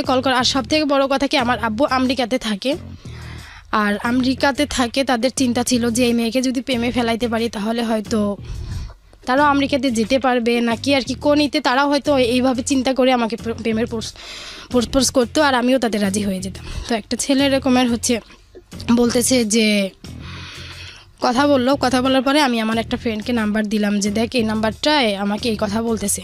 পরে আমার ওই ফ্রেন্ড কী করলো, ওই ছেলেটাকে থ্রেট দিল। আচ্ছা, থ্রেট দিল। পরে তারপরের দিন হচ্ছে আমার ইংলিশ পরীক্ষা ছিল, রবিবার ছিল, ইংরেজি পরীক্ষা ছিল। তো সে আমাকে পরে সকালে ফোন করে বলতেছে যে কালকে দেখে নেব, তোমাকেও দেখে নেব, তোমার ফ্রেন্ডকেও দেখে নেব, আমাকে কেন থ্রেট দিল। তো আমি পরীক্ষার হলে গেলাম। পরীক্ষা শুরু হওয়ার আগেই একটা ছেলে, তখন আমরা 4 বান্ধবী একই কালার ওড়না পরে গিয়েছিলাম, ফিরোজা কালার একই কালার ওড়না পরে গিয়েছিলাম। তো একটা ছেলে এসে ফার্স্টে একটা মেয়েকে জিজ্ঞাসা করলো যে এখানে আনিলাকে। তো ওটা দেখাই দিল পিছনে। এই ছেলেটার সঙ্গে আপনি কথা বলতেন, বাট আপনি চিনতেন না, জানতেন না এই ছেলেটা সেই ছেলেটা? হ্যাঁ, কথা হয়েছে বলতে 2 দিন কথা হয়েছে, জাস্ট ওনাকে আর কি, ওনার কথা শুনে আমার ভালো লাগে না, তাই আমি আমার ফ্রেন্ডকে নাম্বার দিয়েছি যে দেখ এই ছেলেটা এই কথাগুলো বলতেছে। ওকে। আর যে ফ্রেন্ডকে নাম্বার দিয়েছে ও ছেলে ফ্রেন্ড ছিল। ওকে। তো এরপরে হচ্ছে ওই আর কি সে বলার পরে আমি বলছি হ্যাঁ আমি অমুক। এরপরে সে চলে গেল, আমি যে তাকে কোনো প্রশ্ন করব এই সুযোগটা আর পাই নাই। আচ্ছা, এবং তো আপনি এরপরে- জানতেন না যে সে কি না, বলতে সে এসছে কে? বা টিচার মনে পরে- করেছিলেন? হ্যাঁ, হ্যাঁ টিচার মনে করেছিলাম। পরে হচ্ছে পরীক্ষার মধ্যে শুরু হয়ে গেল, কিন্তু দেখতেছি যে আমার হলটা ছিল, ওই সিটটা ছিল একদম জানালার কাছে। উনি হচ্ছে ওই হলের সামনে একটা ফিল্ড ছিল, তখন সেখানে দাঁড়ায় ছিল সে আর একটা ছেলে। তো কিছুক্ষণ পর আর কি আমি এদিক থেকে জানালার দিকে তাকাচ্ছি, দেখতেছি ওই ছেলে আর কি ঘুরতেছে, সে ঘুরে দেখতেছে। এখন আমার তো খুব ভয় হচ্ছে যে সে তো আমাকে থ্রেট দিয়েছিল আমাকে দেখে নেবে। তো খুব কষ্ট করে পরীক্ষাটা দিলাম আর কি, এত বাজে পরীক্ষা আমি আমার লাইফে আর দেই নাই। তো ওই দিন আমার ইংরেজি পরীক্ষা ছিল, আচ্ছা, তো আমার ভয় ছিল যে আমি হয়তো ফেলই করব। ওকে, তো এরকমের করে পরীক্ষা থেকে বের হলাম। তো প্রতিদিন আমাকে আমার নানা নিয়ে আসতো, আবার নানাই নিয়ে যেত, এসে একটা গাড়ি ঠিক করে রাখছিল, ওই গাড়িতে করে নিয়ে যেত। আর নানা আসতে দেরি হলো ওই গাড়িওয়ালাই আমাকে নিয়ে যেত। আচ্ছা, তো ওই দিনকার হচ্ছে হল থেকে বের হয়ে গাড়িওয়ালাকেও সামনে দেখছি না, তো আমার খুব ভয় হইতেছে। পরে আমি আমার একটা বান্ধবীকে বললাম যে আমি আমাকে তোমার সাথে করে নিয়ে যাও, আমার হচ্ছে আমি একা যেতে পারবো না। পরে ও বললো যে আমার আব্বু আসছে, আমি তো বাইকে করে যাব, আমি তোমাকে নিতে পারবো না। আচ্ছা, তো এরপর আরেকটা বান্ধবীকে বললাম, ও বলছে ঠিক আছে তাহলে তুমি আমার সাথেই চলো। ওর সাথে ওর ভাই ছিল, কিন্তু ওর ভাইকে পরে আসতে বললো। আমি ওই বান্ধবীর সাথে গেলাম বাড়িতে। আচ্ছা, বাড়িতে যে যখন হচ্ছে বান্ধবীর সাথে গেলাম, যেতে যেতে গেট থেকে বের হতে দেখতেছি যে ওই ছেলে সহ আরও কিছু ছেলে গেটের সামনে দাঁড়িয়ে আছে। তো তখন আরও বেশি ভয় হলো যে এখান থেকে তারা কোনো দুর্ঘটনা ঘটায় কিনা। তো ভালোই ভালো বাড়িতে গেলাম, যে হচ্ছে আমি বাড়িতে সব ঘটনাটা খুলে বললাম এইভাবে। এরপরে হচ্ছে ওই ছেলে কিভাবে আমার এক মামির নাম্বার নিয়েছে, সে আর কি আমার ওই যা যা করছে সে এখানে, সেটা সে তার আমার মামিকে বলছে। আচ্ছা, আর আমি যে বান্ধবীর সাথে গেছি সেটাও সে বলছে। এরপরে সে আবার বললো যে আমাকে কেন আমার নানা নিতে আসলো না, আর কি তার খুব দরদ। এরপর থেকে সে মামির কাছ থেকে খোঁজ খবর নিত, কথা বলতো মামির সাথে। আমিও মাঝে মধ্যে আর কি এমনভাবে মামিকে বলতেছিল, তো মামি বললো ঠিক আছে তুমি কথা বলো, তো আমিও কথা বলতেছি। এরপরে হচ্ছে যখন আমার রেজাল্ট হলো, তখন দেখলাম যে রেজাল্ট খুব আর কি ফেল করি নাই, কিন্তু একদম খারাপ রেজাল্ট ছিল। মানে ওইটা কি ওই একদিনের ঘটনার কারণেই নাকি না, পুরো শুধু ওভারঅল? ইংরেজিতেই ছিল। আচ্ছা, তার কারণে পুরোটাই সি আর হয়ে যায়। সবগুলোতেই ভালো ছিল, আর 7টা এ প্লাস আসছিল, শুধু ইংরেজির কারণে এই প্লাসটা আসে নাই। আচ্ছা, ওকে, তো এরপরে হচ্ছে রেজাল্ট হয়ে যাওয়ার পরে এরপরে আর কি ওই রেজাল্টের পরে আর ওই ছেলের সাথে আমি কথা বলি নাই, কিন্তু এই ছেলেটাই খুব বেশি পাগল ছিল। পরে হচ্ছে ওই পরীক্ষা যখন হয় তখন আমার আব্বু পরীক্ষার করে আমার হচ্ছে মামাদের কাছে টাকা পাঠায়, 20,000 টাকা পাঠায় পরীক্ষার খরচ বাবদ। জি, তো যখন দেখলো মামারা যে আব্বু টাকাটা পাঠাইলো, তখন মামারা চিন্তা করলো যে গ্রামে পড়াশোনা না করে ঢাকায় যদি পড়াশোনা করে তাহলে ওর ভবিষ্যৎটা ভালো হবে, যেহেতু সে খরচপত্র দিবে। আর মামাদের পক্ষে এতটা আর কি আমার ঢাকায় যদি পড়াশোনা করায় সেই ক্ষেত্রে তো খরচ একটু এক্সট্রা বেশি লাগে, তো মামাদের পক্ষে ওইটা সম্ভব ছিল না, যে কোনো চিন্তা করে না। যখন আব্বু বলছে তখন তারা আমাকে ঢাকায় ভর্তি করার চিন্তা করলো এবং ভর্তি করলো তামিরুল মিল্লাতে, তামিরুল মিলাত মাদ্রাসা, টঙ্গীতে, ডেমরাতে, মহিলা শাখায় ডেমরাতে। এটা ডেমরাতে, ওকে। তো এরপরে হচ্ছে আব্বু টাকা পয়সা দিতেছে আর পড়াশোনা এখানে করতেছি। তো রেজাল্টের পরে হচ্ছে আমি আবার আমাদের হোম ডিস্ট্রিক্টে আর কি কুষ্টিয়াতে গিয়েছিলাম। তো এখানে এরকম একটা ঘটনা হয়, টুকিটাকি তো সমস্যা চলতেইছে, হঠাৎ একদিন আম্মুর টাকা হারাই যায় 5,000। আচ্ছা, তো হারাই যাওয়ার পরে তো আমি আদৌ কিছুই জানি না। সে বলতেছিল যে গোসলখানায় গোসল করতে গেছে, তখন নাকি ওইখানে এক চিপায় রেখে দিয়েছে। তো আমাকে এসে জিজ্ঞাসা করতেছে যে তুমি কি টাকাটা দেখছো? তো আমি বললাম যে না আমি দেখি নাই। তো আমার মেজো যে ভাইটা ও বলতেছে যে হ্যাঁ আম্মু ও মিথ্যা বলতেছে, টাকাটা তো আমরা দুইজনে ভাগ করে নিয়েছি। আমাকে এবার বলতেছে আপু তুমি বলো, তুমি আমাকে 3,000 টাকা দিছো আর তুমি 2,000 টাকা নিয়েছো না? তো আমি তো যে আমি টাকার কোনো জানি না আর কি, সে এখানে রেখেছে কি না বা হারাই গেছে কিছুই জানি না, অথচ আমাকে আমার ভাই বলতেছে যে তুমি টাকাটা নিয়েছো, আমাকে 3,000 দিয়েছো, তুমি তো 2,000 রাখছো, তুমি আমাকে টাকা 2,000 ফেরত দাও, আমি আমার 3,000 ফেরত দিয়ে দিই। আমি টাকা নেই না, তাহলে আমি দেবো কিভাবে? তো তারা কি করলো, কবিরাজের বাড়িতে গেল, এসে আমাকে খুব ভয় টয় দেখাইলো, তুমি টাকাটা দিয়ে দাও না হয় এই করবো। তো আমার ভিতরে কোনো ভয় ছিল না, যেহেতু আমি টাকাটা নেই নাই। তো এরপরে হচ্ছে ওই ভর্তি হওয়ার জন্য মামারা ঢাকাতে নিয়ে ভর্তি হওয়ার জন্য না, এরপরে হচ্ছে আব্বু উত্তরাতে বাসা নেয় আর কি কুষ্টিয়া যারা আছে। এরপর আমেরিকার যে ফ্যামিলি তার, ওইখানে তার 3টা বাচ্চা হয় আমেরিকাতে, 3টা মেয়ে, ওদেরকে বাংলাদেশে পাঠাইলো। আর কুষ্টিয়ার যে ফ্যামিলি এরাও গেল, এরপর উত্তরাতে বাসা নেয় যে এখানেই তারা থাকবে। এরপরে হচ্ছে মামারা বললো যে বাসায় থাকার দরকার নাই, যদি মাদ্রাসাতে ভর্তি করে তাহলে হোস্টেলেই রেখে দেবো। ওকে। তো এরপরে ভর্তি হয়ে ওখানে হোস্টেলে রেখে দেয়। তো এরকম করে চলতেছে, ইন্টারও মোটামুটি শেষ হলো। পরে ইন্টারের পরে হচ্ছে আব্বু আবার আসলো, এসে বলতেছে, সে আসতো প্রতি বছরই 2বার 1বার করে আসে। এরপরে এসে কুষ্টিয়াতে নিয়ে গেল। নিয়ে যাওয়ার পরে আমি তখনও বলতেছিলাম আর কি, ইন্টার শেষ হয়ে যাওয়ার পরে আমি বলতেছিলাম যে আমি অ্যাডমিশন দিতে চাচ্ছি। তো সে বলতেছে আর কি, আমার ছোট থেকে ইচ্ছা ছিল যে আমি হচ্ছে লয়ে পড়বো। ওকে। তো আব্বুর এই কথাটা শুনে হয়তো তার ভালো লাগে না, সে বলতেছে যে না, এটা পড়া যাবে না, এক কথায় কোচিংই করা যাবে না। তারপরে হচ্ছে আমি ইউসিসিতে ভর্তি হই কোচিং সেন্টারে। ওকে। ভর্তি হওয়ার পরে কয়েকদিন ক্লাসও করি, কিন্তু তার জোরাজুরিতে আর এক কথায় ঘর থেকেই বের হওয়া হলো না। এরপরে হলো কোচিং সেন্টার থেকে এরপরে হচ্ছে আমি আমার নানি আর কি, যখন কোচিং বন্ধ করে দিল তখন আমি নানি বাড়িতে চলে আসলাম। নানি বাড়িতে আসার পরে এরপরে হঠাৎ একটা রং নাম্বার বলতে ওই লোকটা আমাকে চিনতো, বাট আমার কাছে রং নাম্বার ছিল। আমি তাকে ফোন দেওয়ার পরে তাকে ঝাড়ি দেই, কিন্তু যে আমাকে কল দিয়েছিল কলটা সে রিসিভ করে না, রিসিভ করছে অন্য একজন। পরে হচ্ছে সে পরবর্তীতে ব্যাক করে বলতেছে যে আমি তো আপনাকে চিনি না, আপনি যাকে কল দিয়েছেন আমি সেও না। পরে তার সাথে কথা হতে হতে একটা সময় আর কি আমার ওই আবার সেই পিছনে যে আমি তার সাথে কিছুদিন কথা বলে বাদ দিয়ে দেব। পরে এরকম মিথ্যা কথা বলে আমি আবার কুষ্টিয়াতে কিছুদিন পরে চলে যাই। যাওয়ার পরে ওই ছেলে যে করেই হোক আমার কুষ্টিয়া নাম্বার নেয়। এরপরে ওই ছেলের সাথে কথা হয়, একটা সময় ওই ছেলের সাথেই প্রেম হয়। এরপরে কথা আর কি এরকম বেশ কিছুদিন চলতেছিল। তো আমি কুষ্টিয়াতে তো ওইরকম তার সাথে কথা বলতে পারতাম না। গোপনে একটা ফোন, ওই আব্বু আবার আমাকে আর কি অ্যাডমিশন দিবে না। পরে আমি ওখানে ডিগ্রিতে ভর্তি হয়ে যাই কুষ্টিয়াতে। ওকে। পরে তার সাথে কথা হতো না, মাঝে মধ্যে কথা হতো। হঠাৎ করে ঢাকাতে আমার নানা হজে গিয়েছিল, তো হজ থেকে আসলো। এরপর আমার মামা আমাকে কুষ্টিয়া থেকে নিয়ে আসছে। তো তখন ওই ছেলেটার সাথে আমার দেখা। এরপর ওই ছেলেটা বলতেছিল যে বিয়ে করার কথা। তো আমি আমার সব ঘটনা তাকে খুলে বলার পরে আমি আর বিয়েতে রাজি হলাম না। আমি আবার আমার নানির বাড়িতে চলে গেলাম, কিন্তু কথা তার সাথে কন্টিনিউ হচ্ছে, মানে ছেলেটার সঙ্গে। হ্যাঁ। ওকে। তো এরপরে তখন ছেলেটা বেকার ছিল। তো তার এখন চিন্তা যে করেই হোক আব্বু আবার ডিসেম্বরে আসার কথা, আসবে। তো সেও এর মধ্যে একটা চাকরি নিয়ে নেবে, এরপরে বিয়ের কথা বলবে। তো খুব করে হচ্ছে সে একটা চাকরি নিল, সিটি ব্যাংকে তার চাকরি হলো। চাকরি হওয়ার পরে তো এরপরে ওই নানি বাড়িতে ছিলাম। আর আব্বুকে বলতেছিলাম যে এরকমের করে তো আসলে হয় না, কিছুদিন নানি বাড়ি কিছুদিন এখানে। আমি আমার আর কি পার্মানেন্টলি একটা জায়গা চাচ্ছি যেখানে আমি নিরাপদে থাকতে পারবো আর পড়াশোনাটা চালাই যেতে পারবো। জি। পরে আব্বু হচ্ছে আর কি ওই কথাটা তো আব্বুর কাছে কেমন লাগছে জানি না। সে আমেরিকাতে গেছে নভেম্বরে, সে ফেব্রুয়ারিতে চলে আসছে আমাকে বিয়ে দেওয়ার উদ্দেশ্যে। ওকে। তো আমার মামাদেরকে আগেই বলছে যে আপনারা ছেলে দেখে রাখেন, আমি এসে বিয়ে দিয়ে দেব। ওকে। তো এসে কুষ্টিয়াতে আসছে, ওখানে কয়েকদিন থেকে আমার নানি বাড়িতে গেছে। নানি বাড়ি বিয়েটা দিবে নানি বাড়িতেই, ওদিকেই ছেলে দেখেছে। পরে এঙ্গেজও হয়ে গেছে, আব্বু এসে শুধু বিয়েটা দিবে। এরপরে আব্বু আসলো, এসে ছেলেদের বাড়ি ঘর যেটা দেখার সব কিছু দেখে মোটামুটি আব্বু রাজি, কিন্তু ছেলের দাড়ি ছিল না। আচ্ছা। সে চাচ্ছিল হুজুর ছেলে, আচ্ছা। কিন্তু ছেলে 5 ওয়াক্ত নামাজ পড়তো, কিন্তু দাড়ি ছিল না। এইটাই তার কাছে সমস্যা ছিল। সে আমাকে বলল যে তুমি আমার সাথে চলে আসো, এখানে তোমার বিয়ে দিলে তুমি সুখী হবে না। আমি খুব চিন্তা ভাবনা করে দেখলাম। ওকে। তো আমি তার সাথে যাই না। আর মামারা বলতেছিল যে তুমি তোমার আব্বুর সাথে যাবা না। তো আব্বু এখানে 2 দিন 3 দিন নানি বাড়িতে থাকলো, বলতেছে যে আমি এই 20 বছর পরে আসছি একমাত্র তোমার কারণে।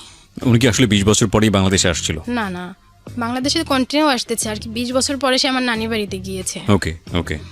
যে 20 বছর পরে আমি শুধু তোমার কারণে এখানে আসছি, আমি চাই তোমার ভবিষ্যৎটা ভালো হোক, আমি যেটা বলি সেটাই তুমি শোনো। ওকে। তো তার উপরে তো আমার টোটালি আস্থা ছিল না, যেহেতু আমি ছোট থেকেই তাকে পাই নাই। তার কোনো ব্যবহার আর কি, সে যে কি সেটাই আমার মধ্যে আর কি আমি জানতাম না যে আসলে সে কি চায়। আব্বু আমাকে খুব বলে, আমি আর আসি না। আব্বু আমাকে নিয়ে আর কি ওখান থেকে আর একটা জায়গায় আসে শহরে, এসে বলতেছে যে তোমার আমার সাথে একসাথে ছবি করে যাই, তোমার এখন বিয়ে দেওয়ার দরকার নেই, আমি ওখানে যে অ্যাপ্লাই করবো ওখানে তোমাকে নিয়ে যাব। এরপরে হচ্ছে আসে আর কি, আব্বুর টার্গেট ছিল যে করেই হোক আমাকে সে নিয়ে আসবে, কিন্তু আমি কোনো কিছুতেই রাজি হই নাই। সে টিকিট কাটছে, একটা ছিল, সকালে আসছে, এসে আমাকে খুব ডাকছে, কিন্তু আমার মামারা বলছে যে তোমার আব্বু তোমাকে নিতে আসছে, তুমি কিছুতেই যাবে না। তো এসে সে গেটের সামনে অনেকবার করে আমাকে ডাকছে, আমি তার ডাকের উত্তরও দিই নাই। তো উত্তর দেনে সে খুব অপমান বোধ করছে যে এইখানে একমাত্র মেয়ের সম্পর্কে এখানে আসছি, আর মেয়েই আজকে আমার সাথে কথা বলতেছে না। আর মামারাও তাকে বেশ অপমান করছে যে আমরা যে ছেলেকে, তাদেরও একটা সম্মান আছে গ্রামে, যেহেতু এঙ্গেজ হয়ে গেছে, সেই এঙ্গেজ ভেঙে গেলে তাদের সম্মান নষ্ট হবে। তারা ওই দিক চিন্তা করে আব্বুকে খুব অপমান করলো, আর আব্বু এদিকে কি চিন্তা করে আমাকে নিয়ে যেতে চেয়েছে সেটা আব্বুই ভালো জানে। তো আমি আর আসি নাই, আব্বু চলে আসছে। চলে আসার পরে দীর্ঘদিন আর আব্বুর সাথে আমার কথা হয় নাই। এরপরে হচ্ছে যেটা ওই এঙ্গেজ বাদ হয়ে যাওয়ার পরে আব্বু তো চলে যায়, পরে আমিও মামাদের সাথে রাগ করে ঢাকায় চলে আসি যে আমার পড়াশোনাটা চালানো দরকার, যেহেতু বিয়েটা হয় নাই, পড়াশোনাটা চালানো দরকার। আমি হচ্ছে ঢাকায় এসে আমার বান্ধবীদের সাথে ম্যাচে উঠি। তো ওখানে কিছুদিন থাকার পরে তারা যে কোনো অজুহাতে আমাকে বাড়িতে নিয়ে যায়। তো বাড়িতে নিয়ে যাওয়ার পরে তাদের চিন্তা বিয়ে দেবে, তারা এদিকে ছেলের সব কিছু ঠিক করে, পরে আবার আমি ঢাকায় ব্যাক করতে চাই, আমাকে আর নিয়ে আসে না। এরপরে ছেলের সব কিছু ঠিকঠাক করে ঢাকায় নিয়ে আসে, নিয়ে আসার পরে যেদিনই আমি আসি সেদিনই রাত্রি আমার বিয়ে দিয়ে দেয়। এই ছেলেটাকে আপনি জানতেন, শুনতেন আগে থেকে? কিছুই না, কিছুই জানতেন না? না, তারা আমাকে আর কি, আমার হচ্ছে আমি যে মিল্লাতে পড়তাম এখানে একটা তার বোন ছিল, সে আমাকে দেখছে, ওর থেকে আর কি ওই মেয়ের ভাই আমার বান্ধবী আর কি, তাকে আর কি বান্ধবী হিসেবে না, জাস্ট মুখের পরিচয় ছিল। ওকে, এতটুকুতেই? হ্যাঁ। এরপরে আর কি মূল ছিল এখানে আর কি, মূল পয়েন্টই হচ্ছে যে আমেরিকা, আব্বুর কথা ছিল যে আমার মেয়েকে বিয়ে করবে, তাকে আমেরিকাতে নিয়ে আসবো। আর ছেলে কিছু করতো? ছেলে কিছু করতো বলতে সেও ম্যান পাওয়ারের কাজ করতো, কিন্তু পাতলা, হালকা পাতলা। ওকে, এটাই তার মানে কাজের জায়গা ছিল। ওকে। কিন্তু যখন বিয়েটা হয় তখন সে এভাবে বলেছিল যে তাদের ঢাকায় বাড়ি আছে, তারপরে ছেলে বড় চাকরি করে। এই আব্বুও দেখতেছে না, আমিও দেখতেছি না, আর মামারা জাস্ট মুখের কথায় বিশ্বাস করেছে। এরপরে যেদিন ঢাকায় নিয়ে আসে, আমি আসি আমার নানার সাথে, আসতে আসতে বিকাল হয়ে যায়, 4টা বাজে। এরপরে মাগরিবের পরেই হচ্ছে তাদের বিয়ের আয়োজন আগে থেকেই ছিল, এরপর মাগরিবের পরেই তারা আসে, এসে বিয়ের কাজ কমপ্লিট করে ফেলে আর কি। ছেলের পক্ষ, ছেলের মা বোনরা আসে, এসে আংটি পরায়, কাবির নামায়, সইটই করায়, যেগুলো হয়। এরপরে আমি পরের দিন আবার গ্রামে চলে যাই নানি বাড়িতেই। জি। এরপরে 2 দিন পরে ছেলেরা যায়, যে পরে আবার আমাকে তাদের বাসায় নিয়ে আসে। আচ্ছা। এরপরে যেটা হয় যে ছেলের সাথে আমার বিয়ে হয়, নাম কি ছিল ওর? ওনার নাম বলতে চাচ্ছি না। আচ্ছা, ঠিক আছে। তো আপনার হাজবেন্ড বলেই বলেন, তাহলে আমাদের জন্য বোঝাটা সহজ হবে। হ্যাঁ। তো উনি হচ্ছে এমন যে সকালে বাসা থেকে বের হতো, নতুন বিয়ে হয়েছে তো ফোন দিতাম, ফোন দিলে কখনো এসে ফোন পিক আপ করতো না, আবার রাত 12টা বাজে বাসায় ফিরতো, ফোন দেই ফোন ধরে না, এরকমের করে চলতেছে। তো আর কাজেরও ওই রকমের কিছু না যে একটা প্রয়োজন হলো সে প্রয়োজনটা মিটাবে, এটা তার পক্ষে সম্ভব না। এরপরে আমার শ্বশুরবাড়ির লোকজনই আমাকে বলতেছে যে তুমি ওকে বলো যে একটা চাকরি বাকরি করার জন্য, যেহেতু সে সংসারে কোনো টাকা পয়সাই দিচ্ছে না। তো তাকে বলতে গেলে করবো এরকমের করে কিছুই করতেছে না। তখন আমি আমার আব্বুকে জানাই যে এই অবস্থা। আর আব্বু এর মধ্যে একবার আসে, তো আমাদের বাসায়, আমার শ্বশুরের বাসায় হয়তো বাচ্চার টানেও সে পরিবর্তন হতে পারে বা চাকরি বাকরির জন্য কিছু করতে পারে। এরপরে বাচ্চা নেওয়ার চিন্তা করলাম, তো বিয়ের 2 বছর পরে বাচ্চা হলো, কিন্তু তার মধ্যে কোনো পরিবর্তন নাই। সে ওই যে ফোনটা পর্যন্ত ধরে না। একদিন এরকমের হয়েছে যে আমার বেবি পেটে 6 মাসের, তো তাকে বলতেছিলাম যে আমার খুব খারাপ লাগতেছে, আমি একটু মনে হয় ঘুরে আসলে ভালো লাগবে। তো বলতেছে যে ঠিক আছে আসো, আমি বাহিরে আসি তুমি আসো। তো হচ্ছে আমি বলতেছিলাম যে যমুনা ফিউচার পার্কে আমি আসতেছি, তাহলে আপনি ওখানে আসে। সে বলতেছিল যে আমি উত্তরাতে আছি, তুমি ওখানে আসো। তো আমি হচ্ছে রামপুরা পর্যন্ত যখন আসছি তখন ওনাকে ফোন দিছি, তখন থেকে ফোনটা বন্ধ। এরপরে আর ফোনে পাই না, ফোন একবার ঢোকে ধরে না। এরপরে আমি ওখানে গেলাম, কিছু সময় ওয়েট করছি, তাকে আর পাচ্ছি না, ফোনেই পাচ্ছি না টোটালি। পরে আবার ওখান থেকে আমি একা ব্যাক করি। তো আর কি তার মধ্যে তার ফিলিংসটা এরকমের যে আমি যে কে, এই হয়তো এই মূল্যায়নটাও সে করছে না যে আমি এতবার ফোন দিচ্ছি, দায়িত্ব বলে একটা কথা, যে এতবার ফোন দিচ্ছি তাহলে বিজি ছিলাম, একটু পরে ফোন ব্যাক করে বলি যে এরকমের, এটাও না। তো এরকমের করতে আব্বুকে বললাম যে সে বারবার বলতেছে যে তুমি চলে আসো। তো আমিও যেতে চাচ্ছি না। এরপর তো বাচ্চাটা হয়ে গেল, এখন চিন্তা অন্য রকমের যে যদি আমি এখান থেকে চলে যাই সেক্ষেত্রে তো বাচ্চাটার কষ্ট হবে, আমার মতোই কষ্ট হবে, ওকে ফেস করতে হবে, তাহলে আমি যাব না। তো এর অবস্থা এতটাই খারাপ যে না যেও উপায় নেই আর কি, আমার একটা কিছু করতে হবে। তখন আমি চিন্তা করলাম যে আমি চাকরি করি। আমার শ্বশুর শাশুড়ি বলতেছে যে তুমি যদি চাকরি করো তাহলে হয়তো ওর পরিবর্তন হতে পারে। তখন আমার বাচ্চার বয়স 1.5 বছর। তো আমি একটা হচ্ছে চাকরি তো বললেই পাওয়া যায় না, অ্যাভেলেবেল চাকরি হয় না, সেই ক্ষেত্রে আমার আর কি এই যে বিয়েটা আর কি ছেলেদের উপরে ঘৃণা থেকে আমি চাচ্ছি যে আর কোনো মেয়ের বিয়ে না হোক। যেমন আমার একটা খালাতো বোনের বিয়ে দিতে আপনি চাইছি, চাকরির জায়গা থেকে হঠাৎ করে অন্য জায়গায় চলে যাচ্ছেন না, কেন? ওই আর কি ওই খালাতো বোনের কথা বলতে গিয়ে যে একটা খালাতো বোনের বিয়ে দিবে, তো আমি চাচ্ছি ওর বিয়ে না হোক, সেক্ষেত্রে ওকে আমি ঢাকায় নিয়ে আসছি আমার উদ্যোগে। হ্যাঁ, সেটা তো অনেক পরের প্রসঙ্গ। আপনি চাকরি থেকে চাকরির ট্রায়ের জায়গা থেকে এরপরে হঠাৎ করে ওকেই আর কি চাকরির জন্য ও এসে ওকে একটা চাকরি দিয়েছি, পরে ওকেই বলছি যে আমাকে একটা চাকরি আর কি দেখ পারো কি না। পরে ও আমাকে একটা গার্মেন্টসের কথা বলে যে ওইখানে তুমি গেলে স্টোরে কাজ করতে পারবা। আমাদের বেসিক্যালি পরিচিত। বিষয়টা হচ্ছে যে আপনি এই খালাতো বোনকে কোনো এক সময় ঢাকায় নিয়ে এসেছিলেন কোনো একটা এটা কাজের আমার ব্যবস্থা বিয়ের করার পরে জন্য, আর কি। বিয়ের আমি পরে, যখন এই বিয়ের এবং এটা- তারপরে আপনি তার কাছে হেল্প চেয়েছেন যে কোথাও আপনাকে কাজের ব্যবস্থা করে পরে দিতে পারি ওইখানে কিনা। হচ্ছে আমি 15 দিনের মতো কাজ করি, করার পরে এদিকে বাচ্চাটাও দেড় বছর বয়সে অসুস্থ হয়ে যাচ্ছে, আমাকে খুব মিস করে। সেই ক্ষেত্রে হচ্ছে আমি ওখান থেকে আর কি সবাই বলতেছে যে ওকে আর কি আমার হাজবেন্ডকে খুব চাপ দিতেছে যে তুমি একটা কিছু করো তাহলে ও ব্যাক করবে। তো আমার শ্বশুরবাড়ির লোকজন কি করলো, আমাদেরকে আলাদা করে দিল, যে আলাদা করলে হয়তো ওর উপরে একটু প্রেশার পড়লে ও কাজ করবে। তো সে একটা চাকরি নিল, নেওয়ার পরে 3 মাস ওই চাকরিটা করলো। শ্বশুর শাশুড়ি সবার ননদ সবার মুখে একটাই কথা যে বাবা বাড়ি থেকে তো আমি কিছুই নিয়ে আসতে পারি না, আরও আমার বাবা 5 লক্ষ টাকা তাদের কাছ থেকে নিছে, আর সেই টাকাটা হচ্ছে আমার শ্বশুর এবং শাশুড়ির দুইজনের জমি বিক্রি করে, শ্বশুরের 10 কাঠা আর শাশুড়ির 10 কাঠা জমি বিক্রি করে তারপর তাদেরকে টাকাটা দিয়েছে। তো বাবা কিছুই দেয় না, এরকমের স্বামী, তো স্বামীকে আমি কিছু বলি না, এরকম বলে পরে আবার আমি চাকরি একাই আর কি বাসা আমি আমার মার ওখানে যাই, যে ওখান থেকে আসি, এসে একা একা আবার চাকরিতে জয়েন করি। আমার একটা বোনকে নিয়ে আসি, নিয়ে এসে যে আমার বাচ্চাটাও রাখবে, আমি চাকরি করব, আর আমার হাজব্যান্ড আছে থাকুক, সম্পর্ক যেভাবে আছে থাকুক, আমি আলাদা থাকি ও আলাদা থাকুক। এরপরে আবার চাকরি নেই, চাকরি নেওয়ার পর ওইখানে বেশ কিছুদিন করি। এরপরে আব্বুকে টাকা পয়সার কথা বললে সে তো আর দিবেই না টাকা, যে তুমি ওখান থেকে চলে আসো। তার একই কথা যে বিয়ে দেওয়ার পরে এমনি খুশি হয়ে দিতে পারে, কিন্তু সবসময় তো বলাও যায় না, আর সে দিতেও না ওই রকমের করে। এরপরে চাকরি ওখানে নেই, পরে হঠাৎ করে আব্বু বলতেছে যে তুমি পাসপোর্ট করে ফেলো, যত তাড়াতাড়ি সম্ভব তোমাকে নিয়ে যাব। এরপরে পাসপোর্ট করি, তখন চাকরিতেই ছিলাম। এরপরে হঠাৎ করে বলতেছে, এরপরে ডিএনএ টেস্টের জন্য ডাকলো, যখন ডিএনএ টেস্ট হলো তখন হবে আর কি, তখন আমি চাকরিটা ছেড়ে দিই। ডিএনএ টেস্ট বলতে ওখান থেকে আর কি আব্বুর মেয়ে কিনা সেটা জানার জন্য, এটা হচ্ছে ওই এম্বাসি থেকে আর ইমিগ্রেশন থেকে আর কি, আমেরিকান ইমিগ্রেশন থেকে বাংলাদেশ এম্বাসিতে পাঠাইছে ডিএনএ টেস্টের জন্য। এটা আব্বুর কথা, যে ডিএনএ টেস্টের পরে হয়তো বেশি সময় লাগবে না, তো এটা চিন্তা করে আমি চাকরিটা ছেড়ে দিই, যে এখন তো আর বেশি দিন সময় লাগবে না, যে করে হোক যে কয়দিন থাকি কষ্ট করে বাংলাদেশ আর কি চাকরিটা একটু ছাড়াই থাকি। তো এরপর আবার আমার শ্বশুর শাশুড়ির সাথে এক হই। আচ্ছা, এক হওয়ার পরে এরপরে এখন এদের তো চাপ খুব, যে কেন তোমার বাবা নিতেছে না, আমাদের টাকাগুলো ব্যাক করতে দাও, ব্যাক করে দিতে বলো তোমার বাবাকে, আমরা অন্য কিছু করব, আমাদের আমেরিকা যাওয়ার দরকার নেই।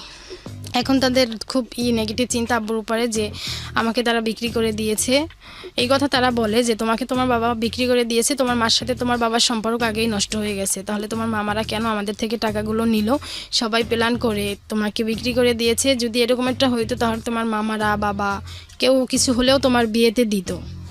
এক কথা আমার বিয়েতে কারো পক্ষ থেকে কোনো কিছুই আসে নাই, শুধু মেয়ে হিসাবেই তারা নিয়ে আসছে আমাকে। তো এরপরে কিছুদিন আগে যে এই বছরের শুরুতে আব্বু আসছে, আসার পরে আমি আব্বুকে বলতেছি যে আমি একবারেই চলে আসতে চাচ্ছি। তার কথা যে তুমি চলে আসলে আমি ওদের টাকাটা দিয়ে দেব, আর এরা আমাকে টাকার জন্য এতটাই প্রেশার দিচ্ছে যে এদের সাথে থাকাটা আমার কষ্টকর হয়ে যাচ্ছে। তো সেই ক্ষেত্রে আমি বলতেছি যে তাহলে আমি একবারে চলে আসি, আপনি এদের টাকাটা দিয়ে দেন।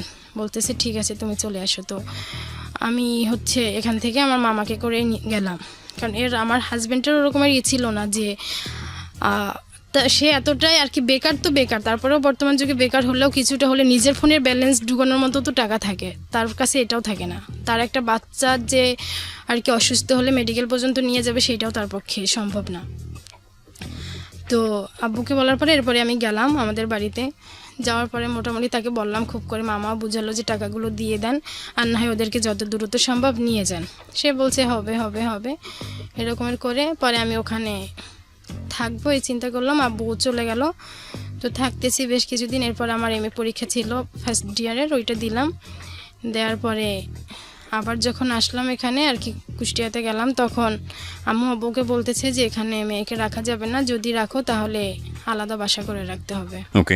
তো ওখানে আবার ছোট একটা বাচ্চা আছে, ও আর আমার ছেলে, তারা খুব আর কি দুষ্টামি মারামারি, এক কথায় মারামারিটাই সারাক্ষণ লেগে থাকতো।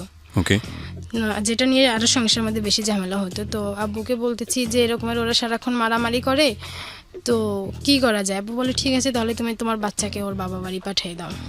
যখন এই কথা বললো তখন আমার পক্ষে তো আর ওকে ওর বাবা বাড়ি পাঠিয়ে দিয়ে থাকা সম্ভব না। যে ছেলের জন্য হচ্ছে আমি এই পর্যন্ত আর কি, আমার বিয়ে হয়েছে 6 বছর, আমি সবসময় 6 বছর, ওর বয়স 4 বছর, এই 4 বছর চিন্তা করতেছি যে যত কষ্ট হোক আমি ওর জন্য, যাতে ওর বাবা দাদা সবার ভালোবাসাটা পায়, আমার যত কষ্ট হোক আমি এখানেই থাকি। জি। তো যখন এই কথা সে বললো তখন আমি ওখান থেকে চলে আসি, আবার ঢাকাতেই চলে আসি। তাও একাই আসি, আমাকে কেউ নিয়ে আসতে যায় না, একা আসি। একা আসার পরে এখন এখানে থাকতেছি। তাদের কথা যে করেই হোক টাকাটা তোমার বাবার থেকে এনে দাও, আর আমার বাবার কথা হচ্ছে যে না তোমাকে নিয়ে আসবো। কিন্তু আমি ওই এই একটা জিনিস বুঝতে পারতেছি না